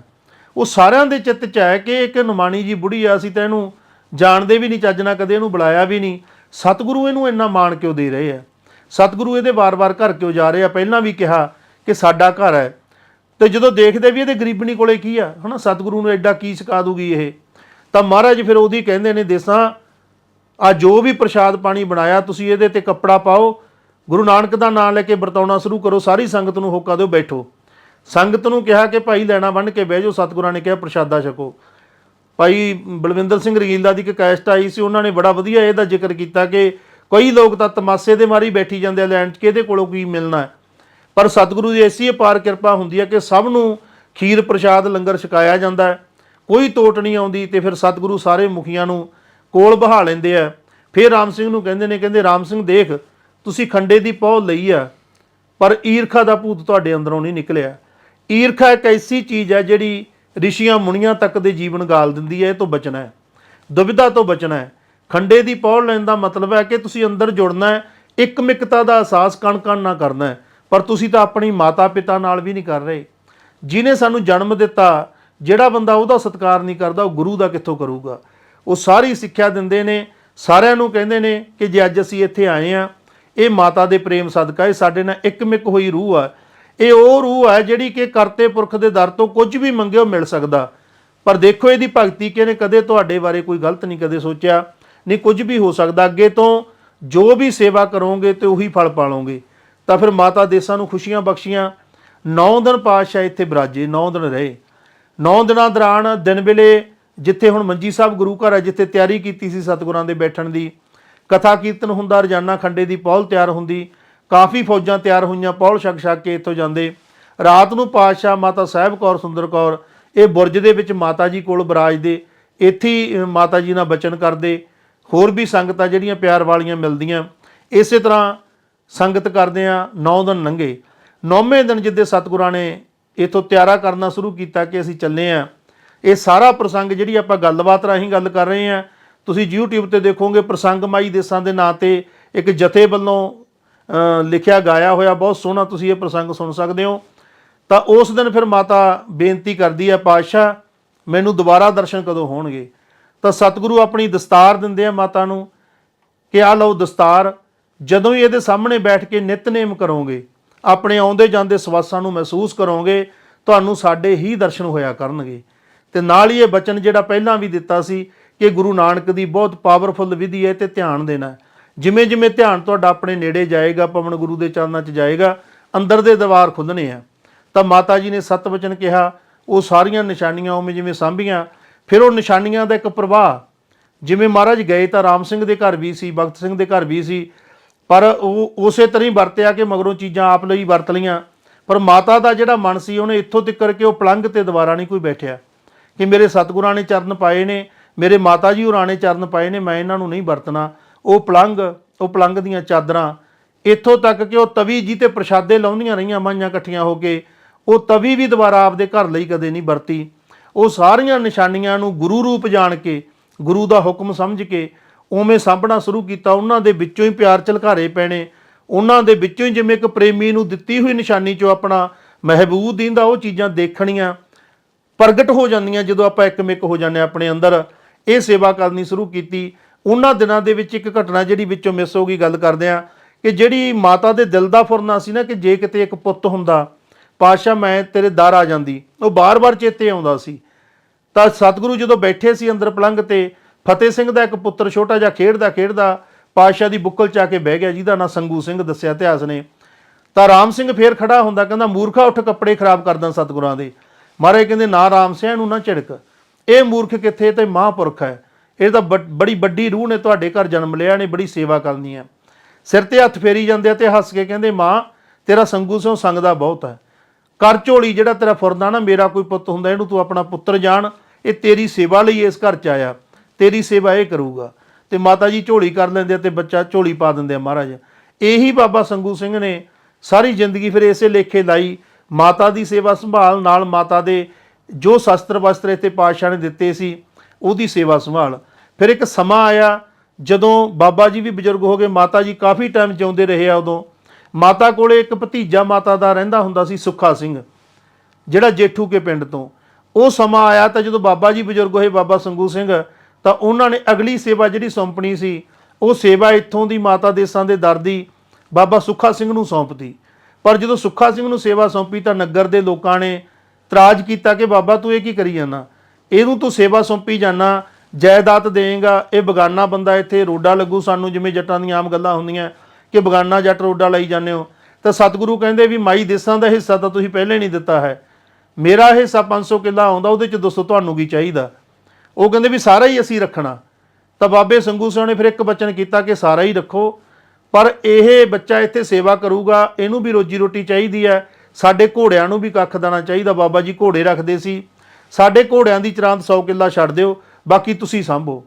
2500 ਕਿੱਲਾ ਮਾਈ ਦੇਸਾਂ ਦਾ, 400-500 ਬਾਬੇ ਸੰਗੂ ਸਿੰਘ ਦਾ ਉਹ ਨਗਰ ਵਾਲਿਆਂ ਨੇ ਸਾਂਭ ਲਿਆ, ਤੇ ਉਹਨੂੰ ਛੱਡਿਆ ਇੱਕ 100 ਕਿੱਲਾ, ਜਿਹੜਾ ਉਦੋਂ ਤੋਂ ਲੈ ਕੇ ਫਿਰ ਬਾਬਾ ਸੁੱਖਾ ਸਿੰਘ, ਬਾਬਾ ਸੂਰਾ ਸਿੰਘ, ਬਾਬਾ ਨੌਧ ਸਿੰਘ, ਗੁਲਾਬ ਸਿੰਘ, ਬਾਬਾ ਨਿਧਾਨ ਸਿੰਘ, ਲਾਲ ਸਿੰਘ, ਇਸ ਤਰ੍ਹਾਂ ਸਾਡੇ ਜਿਹੜੇ ਪਰਿਵਾਰ ਹੈ ਉਹਨਾਂ ਦੇ ਵਿੱਚ ਉਹ ਵੰਡੀ ਦਾ ਹੁਣ ਸਾਡੇ ਤੇ ਆ ਕੇ 5-5, 4-4, 7-7 ਕਿੱਲਿਆਂ ਤੇ ਆਇਆ। ਉਹ ਜਿਹੜਾ ਬਾਕੀ ਦਾ ਸੀ ਸਾਰਾ, ਦੋਨੋਂ ਹਿੱਸੇ ਮਾਤਾ ਜੀ ਦਾ ਬਾਬਾ ਜੀ ਦਾ, ਉਹ ਨਗਰ ਵਾਲਿਆਂ ਕੋਲ ਹੈ ਨਾ। ਉਹ ਫਿਰ ਵਰਤਾਰਾ ਇੱਥੇ ਵਰਤਿਆ, ਕੱਲੀ ਸੇਵਾ ਮਿਲੀ ਸੁੱਖਾ ਸਿੰਘ ਨੂੰ, ਤੇ ਉਹ ਸੇਵਾ ਉਹਨਾਂ ਨੇ ਨਿੱਠ ਕੇ ਕੀਤੀ। ਫਿਰ ਉਹ ਪੀੜ੍ਹੀ ਦਰ ਪੀੜ੍ਹੀ ਜਿਹੜੇ ਵੀ ਬਚਨ ਕੀਤੇ ਸੀ, ਇੱਕ ਤਾਂ ਮੇਰੇ ਘਰ ਨੂੰ ਉਸੇ ਤਰ੍ਹਾਂ ਰੱਖਣਾ ਹੈ, ਇਹ ਸਤਿਗੁਰੂ ਦੇ ਚਰਨ ਪਏ ਹੋਏ ਆ, ਇਹਨਾਂ ਨਿਸ਼ਾਨੀਆਂ ਨੂੰ ਗੁਰੂ ਦਾ ਰੂਪ ਸਮਝ ਕੇ ਹੀ ਸਮਝਣਾ ਹੈ, ਤੇ ਸਮਝ ਕੇ ਇਹਨਾਂ ਦੀ ਸੇਵਾ ਕਰਨੀ ਹੈ, ਸੰਭਾਲ ਕਰਨੀ ਹੈ। ਉਦੋਂ ਤੋਂ ਲੈ ਕੇ ਪੀੜ੍ਹੀ ਦਰ ਪੀੜ੍ਹੀ ਫਿਰ ਇਹ ਸੇਵਾ ਸੰਭਾਲ ਇੱਥੇ ਕੀਤੀ ਜਾ ਰਹੀ ਹੈ। ਹੁਣ ਸਾਡੀ 10ਵੀਂ ਪੀੜ੍ਹੀ ਹੈ। ਹੁਣ ਜਿਹੜੀਆਂ ਨਿਸ਼ਾਨੀਆਂ ਜਿਵੇਂ ਬਚਪਨ ਤੋਂ ਅਸੀਂ ਸਾਂਭਦੇ ਸੀ, ਮੇਰੀ ਸੁਰਤ ਦੇ ਵਿੱਚ ਤਾਂ ਇੱਕ ਅਲਮਾਰੀ ਹੁੰਦੀ ਸੀ, ਉਹਦੇ ਵਿੱਚ ਰੱਖੇ ਹੁੰਦੇ, ਇਹ ਅਲਮਾਰੀ ਦੇ ਵਿੱਚ ਸਾਂਭੀਆਂ ਹੋਈਆਂ ਸੀ। ਪਰ ਜਦੋਂ ਇਹ ਟੀਮ ਆਈ ਦਿੱਲੀ ਤੋਂ, ਡਾਕਟਰ ਮਨਮੋਹਨ ਸਿੰਘ ਜਿਹੜੇ ਭਾਈ ਵੀਰ ਸਿੰਘ ਸਾਹਿਬ ਸਦਨ ਦੇ ਚੇਅਰਮੈਨ ਹੈ, ਸਾਬਕਾ ਪ੍ਰਧਾਨ ਮੰਤਰੀ ਹੈ, ਡਾਕਟਰ ਮਹਿੰਦਰ ਸਿੰਘ ਡਾਇਰੈਕਟਰ ਨੇ ਉੱਥੋਂ ਦੇ, ਜਸਵੰਤ ਸਿੰਘ ਨੇਕੀ ਹੁਣ ਤਾਂ ਸਵਰਗਵਾਸ ਹੋ ਚੁੱਕੇ ਨੇ, ਸਾਰੇ ਗੁਰਮੁਖਾਂ ਦੀ ਇੱਕ ਟੀਮ ਸੀ। ਉਹਨਾਂ ਨੇ ਇੱਕ ਟੀਮ ਬਣਾਈ ਸੀ ਕਿ ਗੁਰੂ ਨਾਨਕ ਸਾਹਿਬ ਤੋਂ ਲੈ ਕੇ ਮਹਾਰਾਜਾ ਰਣਜੀਤ ਸਿੰਘ ਤੱਕ ਕਿਤੇ ਵੀ ਕੋਈ ਨਿਸ਼ਾਨੀ ਪਈ ਹੈ, ਆਪਣੇ ਕੋਲੇ ਲਿਸਟ ਹੋਣੀ ਚਾਹੀਦੀ ਹੈ। ਉਹਨਾਂ ਨੇ ਬੜੇ ਪ੍ਰਸਿੱਧ ਫੋਟੋਗ੍ਰਾਫਰ ਸੰਦੀਪ ਸ਼ੰਕਰ ਨੂੰ ਨਾਲ ਲੈ ਕੇ ਇਹ ਸਾਰੀ ਫੋਟੋਗ੍ਰਾਫੀ ਵੀ ਕੀਤੀ ਹੋਈ ਹੈ। ਉਹ ਟੀਮ ਜਦੋਂ ਸਾਡੇ ਕੋਲ ਆਈ, ਇੱਥੇ ਆਈ, ਖੁੱਲ੍ਹੇ ਦਰਸ਼ਨ ਦਿਦਾਰੇ ਕਰਾਏ, ਸੇਵਾ ਕੀਤੀ, ਤਾਂ ਉਹਨਾਂ ਨੇ ਫਿਰ ਉਦੋਂ ਸਾਨੂੰ ਕਿਹਾ ਕਿ ਤੁਹਾਡੇ ਕੋਲ ਜੋ ਵੀ ਸਮਾਨ ਹੈ, ਮਿੱਟੀ ਦਾ, ਲੱਕੜ ਹੈ, ਕੱਪੜਾ ਹੈ, ਇਹ ਸਾਰੀਆਂ ਉਹ ਚੀਜ਼ਾਂ ਜਿਹੜੀਆਂ ਛੇਤੀ ਖਰਾਬ ਹੋ ਸਕਦੀਆਂ, ਇਸ ਲਈ ਪਹਿਲ ਦੇ ਆਧਾਰ ਤੇ ਅਸੀਂ ਇਹਨੂੰ ਠੀਕ ਕਰਵਾਵਾਂਗੇ, ਤੁਸੀਂ ਸਾਡਾ ਸਹਿਯੋਗ ਜ਼ਰੂਰ ਦਿਓ। ਅਸੀਂ ਹਾਮੀ ਭਰੀ। ਦੂਜਾ ਉਹਨਾਂ ਦਾ ਬਚਨ ਸੀਗਾ ਕਿ ਪਰਿਵਾਰ ਵਿਛੋੜੇ ਤੋਂ ਬਾਅਦ ਸਤਿਗੁਰੂ ਕਿਸੇ ਇੱਕ ਕਮਰੇ ਵਿੱਚ, ਇੱਕ ਬੁਰਜ ਵਿੱਚ ਇਕੱਠੇ ਰਹੇ, ਮਾਤਾ ਸਾਹਿਬ ਕੌਰ, ਸੁੰਦਰ ਕੌਰ ਸਮੇਤ ਇੱਕ ਸੱਤ ਥੱਲੇ ਬੈਠੇ, ਤਾਂ ਉਹ ਦੁਨੀਆ ਦੇ ਵਿੱਚ ਇੱਕੋ ਇੱਕ ਇਹ ਨਿਸ਼ਾਨੀ ਹੈ ਜਿਹੜੀ ਬਚੀ ਹੈ, ਇਹਨੂੰ ਕਿਤੇ ਕਾਰ ਸੇਵਾ ਦੇ ਨਾਂ ਤੇ ਤੁਸੀਂ ਢਾਹ ਨਾ ਬੈਠਿਓ, ਕਿਤੇ ਕਾਰ ਸੇਵਾ ਦੇ ਨਾਂ ਤੇ ਸੰਗਮਰਮਰ ਲਾਉਣ ਲੱਗ ਜਾਣ, ਇਹਨੂੰ ਢਾਹ ਦਿੱਤਾ ਜਾਵੇ। ਇਹ ਸੇਵਾ ਸੰਭਾਲ ਆਪਦੇ ਹੱਥੀਂ ਕਰਦੇ ਰਹੋ। ਉਹ ਸਾਨੂੰ ਪਹਿਲਾਂ ਵੀ ਹੁਕਮੀ ਸੀ ਮਾਤਾ ਦਾ ਕਿ ਆਪਦੇ ਹੱਥੀਂ ਕਰਨੀ ਹੈ, ਤੇ ਉਦੋਂ ਬਾਅਦ ਤਾਂ ਹੋਰ ਵੀ ਹੌਸਲਾ ਹੋਇਆ ਕਿ ਨਾਲ ਕੌਮ ਦੇ ਵਿਦਵਾਨ ਲੋਕ ਨੇ ਇਹ ਗੱਲਾਂ ਨੂੰ ਸਮਝਦੇ ਨੇ, ਸੋਚਦੇ ਨੇ। ਅਸੀਂ ਆਪਣੇ ਆਪ ਹੀ ਸੇਵਾ ਕਰ ਰਹੇ ਹਾਂ। ਜਿਹੜਾ ਕੋਈ ਮਨੋਂ ਸੁੱਖ ਦਾ ਕੋਈ ਅਰਦਾਸ ਕਰਦਾ, ਦਸਬੰਧ ਦੀ ਜਿੰਨਾ ਕੁ ਭੇਟ ਕਰ ਜਾਂਦਾ, ਉਹਦੇ ਨਾਲ ਇਹ ਨਿਸ਼ਾਨੀਆਂ ਦੀ ਜਿਹੜੀ ਇੱਥੇ ਕੋਈ ਗੁਰੂ ਘਰ ਦੀ ਸੇਵਾ ਸੰਭਾਲ ਹੋਈ ਜਾਂਦੀ ਹੈ। ਇਹ ਨਿਸ਼ਾਨੀਆਂ ਫਿਰ ਉਹਨਾਂ ਨੇ ਇੰਟਕ ਲੈਬ ਨੂੰ ਭੇਜੀਆਂ, ਲਖਨਊ 6 ਮਹੀਨੇ ਉੱਥੇ ਰਹੀਆਂ। ਇਹ ਠੀਕ ਹੋਣ ਤੋਂ ਬਾਅਦ ਜੋ ਵਾਪਸ ਦਿੱਲੀ ਆਈਆਂ, ਤਾਂ ਦਿੱਲੀ ਕਮੇਟੀ ਨੂੰ ਪਤਾ ਚੱਲਿਆ ਕਿ ਸਦਨ ਦੇ ਵਿੱਚ ਗੁਰੂ ਪਾਤਸ਼ਾਹ ਦੀਆਂ ਨਿਸ਼ਾਨੀਆਂ ਆਈਆਂ ਹੋਈਆਂ। ਤਾਂ ਸਰਨਾ ਸਾਹਿਬ ਉਦੋਂ ਪ੍ਰਧਾਨ ਸੀ, ਉਹਨਾਂ ਨੇ ਡਾਕਟਰ ਸਾਹਿਬ ਨੂੰ ਬੇਨਤੀ ਕੀਤੀ ਕਿ ਸੰਗਤਾਂ ਨੂੰ ਦਰਸ਼ਨ ਕਰਾ ਦਈਏ। ਤਾਂ ਨਗਰ ਕੀਰਤਨ ਦੇ ਰੂਪ 'ਚ ਦਰਸ਼ਨ ਕਰਾਏ ਗਏ। ਸੰਗਤਾਂ ਨੇ ਫਿਰ ਕਿਹਾ ਕਿ ਸਾਨੂੰ ਨੇੜੇ ਤੋਂ ਜੀ ਕਰਦਾ ਦੇਖਣ ਨੂੰ, ਨਗਰ ਕੀਰਤਨ 'ਚ ਠੀਕ ਨਹੀਂ ਲੱਗਿਆ। ਤਾਂ ਫਿਰ ਬਾਬਾ ਬਘੇਲ ਸਿੰਘ ਅਜਾਇਬ ਘਰ ਦੇ ਵਿੱਚ ਇੱਕ ਹਫ਼ਤੇ ਲਈ ਨਿਸ਼ਾਨੀਆਂ ਰੱਖੀਆਂ ਗਈਆਂ। ਦਿੱਲੀ ਤੋਂ, ਦੇਸ਼ ਵਿਦੇਸ਼ ਤੋਂ ਸੰਗਤਾਂ ਨੇ ਦਰਸ਼ਨ ਕੀਤੇ। ਫਿਰ ਜਿਹੜੇ ਮੇਨ ਗੁਰੂ ਘਰ ਸੀ ਦਿੱਲੀ ਦੇ, ਹਫ਼ਤਾ ਉਹਨਾਂ ਨੂੰ ਟਾਈਮ ਦਿੱਤਾ ਗਿਆ। 2-3 ਮਹੀਨੇ ਜਾਣੀ ਇਸ ਤਰ੍ਹਾਂ ਪ੍ਰਚਾਰ ਕੀਤਾ ਗਿਆ ਜਿਹਦਾ ਕਰਕੇ ਸੰਗਤ ਨੂੰ ਪਤਾ ਚੱਲਿਆ ਕਿ ਮਾਈ ਦੇਸਾਂ ਦੇ ਘਰ ਗੁਰੂ ਪਾਤਸ਼ਾਹ ਦੀਆਂ ਨਿਸ਼ਾਨੀਆਂ ਉਦੋਂ ਤੋਂ ਲੈ ਕੇ ਸੰਗਤ ਕਦੇ ਥੋੜੇ ਕਦੇ ਬਾਹਲੇ ਆਉਂਦੇ ਨੇ ਗੁਰਮੁਖ ਪਿਆਰੇ। ਤੇ ਭਾਈ ਨਰਿੰਜਨ ਸਿੰਘ ਸਾਥੀ ਜਿਹੜੇ ਕਿ ਧਰਮ ਤੇ ਵਿਰਸਾ ਦੇ ਜੀਤ ਦੇ ਵਿੱਚ ਮੁਖੀ ਸੀਗੇ, ਉਹਨਾਂ ਨੇ ਜਿਹੜਾ ਗ੍ਰੰਥ ਲਿਖਿਆ ਚਰਨ ਚਲੋ ਮਾਰਗ ਗੋਬਿੰਦ, ਉਹਦੇ ਵਿੱਚ ਵੀ ਇਹਦਾ ਬਹੁਤ ਸੋਹਣਾ ਜ਼ਿਕਰ ਪਾਇਆ ਹੋਇਆ। ਉਹਨਾਂ ਨੇ 5-6 ਕਿਸ਼ਤਾਂ ਇੱਥੋਂ ਦੀਆਂ ਲਿਖੀਆਂ। ਉਹਨਾਂ ਦੀਆਂ ਕਿਸ਼ਤਾਂ ਪੜ੍ਹਨ ਤੋਂ ਬਾਅਦ ਵੀ ਸੰਗਤਾਂ ਨੇ ਬਹੁਤ ਆਉਣਾ ਸ਼ੁਰੂ ਕੀਤਾ। ਟਾਈਮ ਟੀਵੀ ਨੇ ਨਿਸ਼ਾਨੀਆਂ ਗੁਰੂ ਸਾਹਿਬਾਨ ਦੇ ਨਾਂ 'ਤੇ ਦਰਸ਼ਨ ਦਿਦਾਰੇ ਕਰਾਏ ਸੰਗਤਾਂ ਨੂੰ। ਹਜੂਰ ਸਾਹਿਬ ਵਾਲੀ ਕਮੇਟੀ ਨੇ ਸਾਨੂੰ ਬੁਲਾ ਕੇ 2008 ਦੇ ਵਿੱਚ ਸਨਮਾਨਿਤ ਕੀਤਾ। 2005 ਦੇ ਵਿੱਚ ਸ਼੍ਰੋਮਣੀ ਕਮੇਟੀ ਨੇ, 2010 'ਚ ਫਿਰ ਸਰਹੰਦ ਫਤਿਹ ਦਿਵਸ ਤੇ 51,000 ਰੁਪਏ ਤੇ ਸੌਲ ਭੇਟ ਕੀਤਾ ਕਮੇਟੀ ਵੱਲੋਂ ਕਿ ਤੁਸੀਂ ਗੁਰੂ ਪਿਤਾ ਦੀਆਂ ਨਿਸ਼ਾਨੀਆਂ ਸਾਂਭ ਰਹੇ ਹੋ, ਵਧੀਆ ਕਰ ਰਹੇ ਹੋ। ਸ਼ਾਬਾਸ਼ੀ ਦਿੱਤੀ ਉਹਨਾਂ ਨੇ। ਜਦੋਂ ਪੰਥਕ ਕਹਿ ਲਓ ਵੀ ਆਪਣੀਆਂ ਮੁੱਢਲੀਆਂ ਸੰਸਥਾਵਾਂ ਆਪਣਾ ਮਾਣ ਸਨਮਾਨ ਕਰਦੀਆਂ ਦਿੱਲੀ ਕਮੇਟੀ ਵੱਲੋਂ, ਤਾਂ ਬੜਾ ਚੰਗਾ ਲੱਗਿਆ ਕਿ ਕੌਮ ਦਾ ਧਿਆਨ ਇਸ ਪਾਸੇ ਹੈ। ਪਰ ਜਿੰਨਾ ਇੱਥੇ ਲੋੜ ਅੱਜ, ਜਿਵੇਂ ਦੇਸ਼ ਵਿਦੇਸ਼ ਤੋਂ ਦੁਨੀਆ ਆ ਰਹੀ ਹੈ, ਇੱਥੇ ਸੰਘਣੀ ਆਬਾਦੀ 'ਚ ਗੁਰੂ ਘਰ ਹੈ, ਜਗ੍ਹਾ ਦੀ ਵੀ ਬਹੁਤ ਲੋੜ ਹੈ, ਸਰਾਂ ਦੀ ਵੀ ਲੋੜ ਹੈ, ਇੱਥੇ ਲੰਗਰ ਹਾਲ ਦੀ ਵੀ ਲੋੜ ਹੈ। ਜਿਹੜੇ ਵੀ ਕੋਈ ਗੁਰਮੁਖ ਪਿਆਰੇ ਇਹ ਸਮਝਦੇ ਨੇ ਕਿ ਇਹਨਾਂ ਥਾਵਾਂ ਦੇ ਉੱਤੇ ਜ਼ਰੂਰ ਸੇਵਾ ਕਰਨੀ ਚਾਹੀਦੀ ਹੈ, ਸੇਵਾ ਹੋਣੀ ਚਾਹੀਦੀ ਹੈ, ਉਹ ਜ਼ਰੂਰ ਇੱਥੇ ਪਹੁੰਚ ਕੇ ਖੁਦ ਸੇਵਾ ਆਪਦੇ ਹੱਥੀਂ ਕਰਾਉਣ ਤਾਂ ਕਿ ਉਹਨਾਂ ਨੂੰ ਵੀ ਸਕੂਨ ਰਹੇ, ਸਾਨੂੰ ਵੀ ਸਕੂਨ। ਸਾਨੂੰ ਤਾਂ ਜਿਵੇਂ ਮਾਤਾ ਜੀ ਨੇ ਕਿਹਾ ਹੋਇਆ ਕਿ ਤੁਸੀਂ ਤਾਂ ਸਾਂਭਣ ਦੀ ਡਿਊਟੀ ਨਿਭਾਉਣੀ ਹੈ, ਇਹ ਗਰਾਹੀਆਂ ਨਹੀਂ ਕਰਨੀਆਂ। ਇਹਦੇ ਨਾਂ 'ਤੇ ਗਰਾਹੀ ਵਾਲਾ ਕੰਮ ਨਹੀਂ। ਆਪਣੇ ਆਪ ਜਿਹੜੇ ਦਸਵੰਧ ਕੱਢਣ ਵਾਲੇ ਲੋਕ ਨੇ, ਉਹ ਲੋਕਾਂ ਦਾ ਦਸਵੰਧ ਇੱਥੇ ਲੱਗਣਾ। ਗਰਾਹੀ ਵਾਲੀ ਮਾਇਆ ਦੇ ਵਿੱਚ ਬਹੁਤ ਤਪਸ ਹੁੰਦੀ ਹੈ। ਉਹ ਜਦੋਂ ਆਉਂਦੀ ਆ ਤਾਂ ਫਿਰ ਬੜਾ ਕੁਝ ਨਾਲ ਲੈ ਕੇ ਆਉਂਦੀ ਆ, ਉਹਨੂੰ ਨਹੀਂ ਆਉਣ ਦੇਣਾ। ਇੱਥੇ ਜੋ ਦਰਸ਼ਨੀ ਭੇਟਾ ਆਉਂਦੀ ਹੈ ਜਾਂ ਤਾਂ ਉਹ ਲੱਗਦੀ ਹੈ, ਜਿਵੇਂ ਸੰਗਤ ਬੁਲਾਉਂਦੀ ਆ ਕਿਸੇ ਜਗ੍ਹਾ, ਕੋਈ ਦਸਤਾਰ ਲੈ ਕੇ ਗਏ ਆ ਪਾਤਸ਼ਾਹ ਦੀ, ਸੰਗਤ ਨੇ ਉਹ ਭੇਟਾ ਟੇਕੀ ਆ, ਉਹ ਭੇਟਾ ਨਾਲ ਇੱਥੋਂ ਦੇ ਕਾਰੋਬਾਰ ਚੱਲਦੇ ਨੇ। ਤੇ ਜਾਂ ਜਿਹੜਾ ਦਸਵੰਧ ਭੇਟ ਕੀਤਾ ਹੋਇਆ ਆਪ ਭੇਟ ਕਰਦੀ ਆ ਸੰਗਤ ਕਿ ਅਸੀਂ ਭਾਈ ਦਸਵੰਧ ਕੱਢਦੇ ਆ ਗੁਰੂ ਦੇ ਨਾਂ 'ਤੇ, ਉਹ ਅਸੀਂ ਭੇਟ ਕਰਨਾ ਚਾਹੁੰਦੇ ਆ, ਤੇ ਗੁਰੂ ਕੇ ਲੰਗਰਾਂ ਲਈ ਜਾਂ ਕੋਈ ਚੀਜ਼ਾਂ ਭੇਟ ਕਰਦੇ ਨੇ, ਉਹ ਚੱਲ ਰਿਹਾ। ਇਹ ਵਰਤਾਰਾ ਆਟੋਮੈਟਿਕ ਉਦੋਂ ਤੋਂ ਚੱਲ ਰਿਹਾ। ਜਿੰਨੀ ਕੁ ਸੇਵਾ ਸਾਥੋਂ ਸਤਿਗੁਰੂ ਲੈ ਰਹੇ ਆ, ਬਚਪਨ ਤੋਂ ਲੈ ਕੇ ਇੱਥੇ ਸੇਵਾ ਕਰਦੇ ਆ, ਇਤਿਹਾਸ ਨੂੰ ਪੜ੍ਹਦੇ ਆ, ਵਾਚਦੇ ਆ। ਪੜ੍ਹਨ ਦਾ ਬਚਪਨ ਤੋਂ ਹੀ ਸ਼ੌਂਕ ਸੀ। ਬੜੇ ਗ੍ਰੰਥਾਂ ਦੀ ਸੰਗਤ ਕੀਤੀ, ਸਾਧੂ ਸੰਤਾਂ ਦੀ ਸੰਗਤ ਕੀਤੀ। ਸਤਿਗੁਰੂ ਨੇ ਬੜੀ ਅਪਾਰ ਕਿਰਪਾ ਕੀਤੀ। ਦੁਨੀਆ ਦੇ ਸਰਮੌਰ ਸਾਧੂਆਂ ਦੇ ਚਰਨਾਂ 'ਚ ਜਾ ਕੇ ਬੈਠਣ ਦਾ ਮੌਕਾ ਮਿਲਿਆ, ਸਿੱਖਣ ਦਾ ਮੌਕਾ ਮਿਲਿਆ। ਇਸ ਕਹਿ ਲਓ ਯੁੱਗ ਦੇ ਯੁੱਗ ਪੁਰਸ਼ ਓਸ਼ੋ ਰਜਨੀਸ਼, ਉਹਦੇ ਚਰਨਾਂ 'ਚ ਰਹਿਣ ਦਾ ਮੌਕਾ ਮਿਲਿਆ। ਜਾ ਕੇ ਪੜ੍ਹਨ ਲਿਖਣ ਦਾ ਪਤਾ ਚੱਲਿਆ ਕਿ ਧਰਮ ਕੀ ਹੁੰਦਾ, ਕਿਹਨੂੰ ਕਹਿੰਦੇ ਨੇ। ਜਿੰਨੀ ਵੀ ਬਾਣੀ ਉਚਾਰੀ ਉਹਨੂੰ ਸੁਣਨ ਦਾ, ਮੰਨਣ ਦਾ ਪਤਾ ਲੱਗਿਆ। ਤਾਂ ਕਰਕੇ ਜੋ ਜੋ ਸਿੱਖਿਆ, ਜਾਣਿਆ, ਜੋ ਮਾਤਾ ਨੇ ਅਨੁਭਵ ਕਰਵਾਏ, ਉਹਨਾਂ ਅਨੁਭਵਾਂ ਨੂੰ ਹੁਣ ਸੰਗਤਾਂ ਦੇ ਨਾਲ ਸਾਂਝਾ ਕਰੀਦਾ। ਮਾਂ ਦੇਸਾਂ ਜਸਵੀਰ ਸਿੰਘ ਚੈਨਲ ਬਣਿਆ ਵਾ YouTube ਤੇ, ਜੋ ਦਰਬਾਰ ਸਾਹਿਬ ਤੋਂ ਰੋਜ਼ਾਨਾ ਹੁਕਮਨਾਮਾ ਆਉਂਦਾ, ਉਹਦੀ ਵਿਆਖਿਆ ਜਿਵੇਂ ਮਾਤਾ ਜੀ ਕਰਵਾਉਂਦੇ ਨੇ, ਜੋ ਮਨ ਨੂੰ ਭਾਵ ਬਖਸ਼ਿਸ਼ ਕਰਦੇ ਨੇ, ਉਹ ਰੋਜ਼ਾਨਾ ਪਾਈ ਜਾਂਦੀ ਹੈ। ਸੰਗਤਾਂ ਉਹਦਾ ਵੀ ਆਨੰਦ ਮਾਣਦੀਆਂ। ਨਾਲ ਹੁਣ ਸੰਗਤਾਂ ਨੂੰ ਬੇਨਤੀ ਕਰ ਦਈਏ ਕਿ ਇਹ ਨਗਰ ਬਠਿੰਡਾ ਬਰਨਾਲਾ ਰੋਡ ਤੋਂ 7 ਕਿਲੋਮੀਟਰ ਦੱਖਣ ਵਾਲੇ ਪਾਸੇ ਹੈ। ਦਮਦਮਾ ਸਾਹਿਬ ਤੋਂ ਇਹ ਉੱਤਰ ਵਾਲੇ ਪਾਸੇ ਨੂੰ 27 ਕਿਲੋਮੀਟਰ ਹੈ। ਬਠਿੰਡੇ ਤੋਂ 15 ਕਿਲੋਮੀਟਰ ਹੈ। ਜਦੋਂ ਵੀ ਸੰਗਤਾਂ ਦਮਦਮਾ ਸਾਹਿਬ ਆਉਂਦੀਆਂ ਤਾਂ ਜ਼ਰੂਰ ਇੱਥੇ ਆ ਕੇ ਦਰਸ਼ਨ ਦਿਦਾਰੇ ਕਰਨ। ਇਹਨਾਂ ਨਿਸ਼ਾਨੀਆਂ ਨੂੰ, ਗੁਰੂ ਪਿਤਾ ਦੀਆਂ ਨਿਸ਼ਾਨੀਆਂ ਨੂੰ ਦਰਸ਼ਨ ਦਿਦਾਰੇ ਕਰ ਸਕਦੀਆਂ। ਵੱਡੀ ਗੱਲ ਹੈ ਕਿ ਜਿਹੜਾ ਬੁਰਜ ਸਾਹਿਬ ਹੈ, ਇਹਦੇ ਦਰਸ਼ਨ ਦਿਦਾਰੇ ਕਰਨ ਸੰਗਤਾਂ ਦੇਸ਼ ਵਿਦੇਸ਼ ਤੋਂ ਆਉਂਦੀਆਂ। ਤੁਸੀਂ ਵੀ ਆ ਸਕਦੇ ਹੋ। ਇੱਥੇ 24 ਘੰਟੇ ਸੰਗਤ ਸੇਵਾਦਾਰ ਹਾਜ਼ਰ ਹੁੰਦੇ ਆ ਤੇ ਸੇਵਾ ਦੇ ਵਿੱਚ ਆਪ ਵੀ ਹਾਜ਼ਰ ਰਹੀਦਾ। ਤੇ ਮਹਾਰਾਜ ਕਿਰਪਾ ਕਰਨ।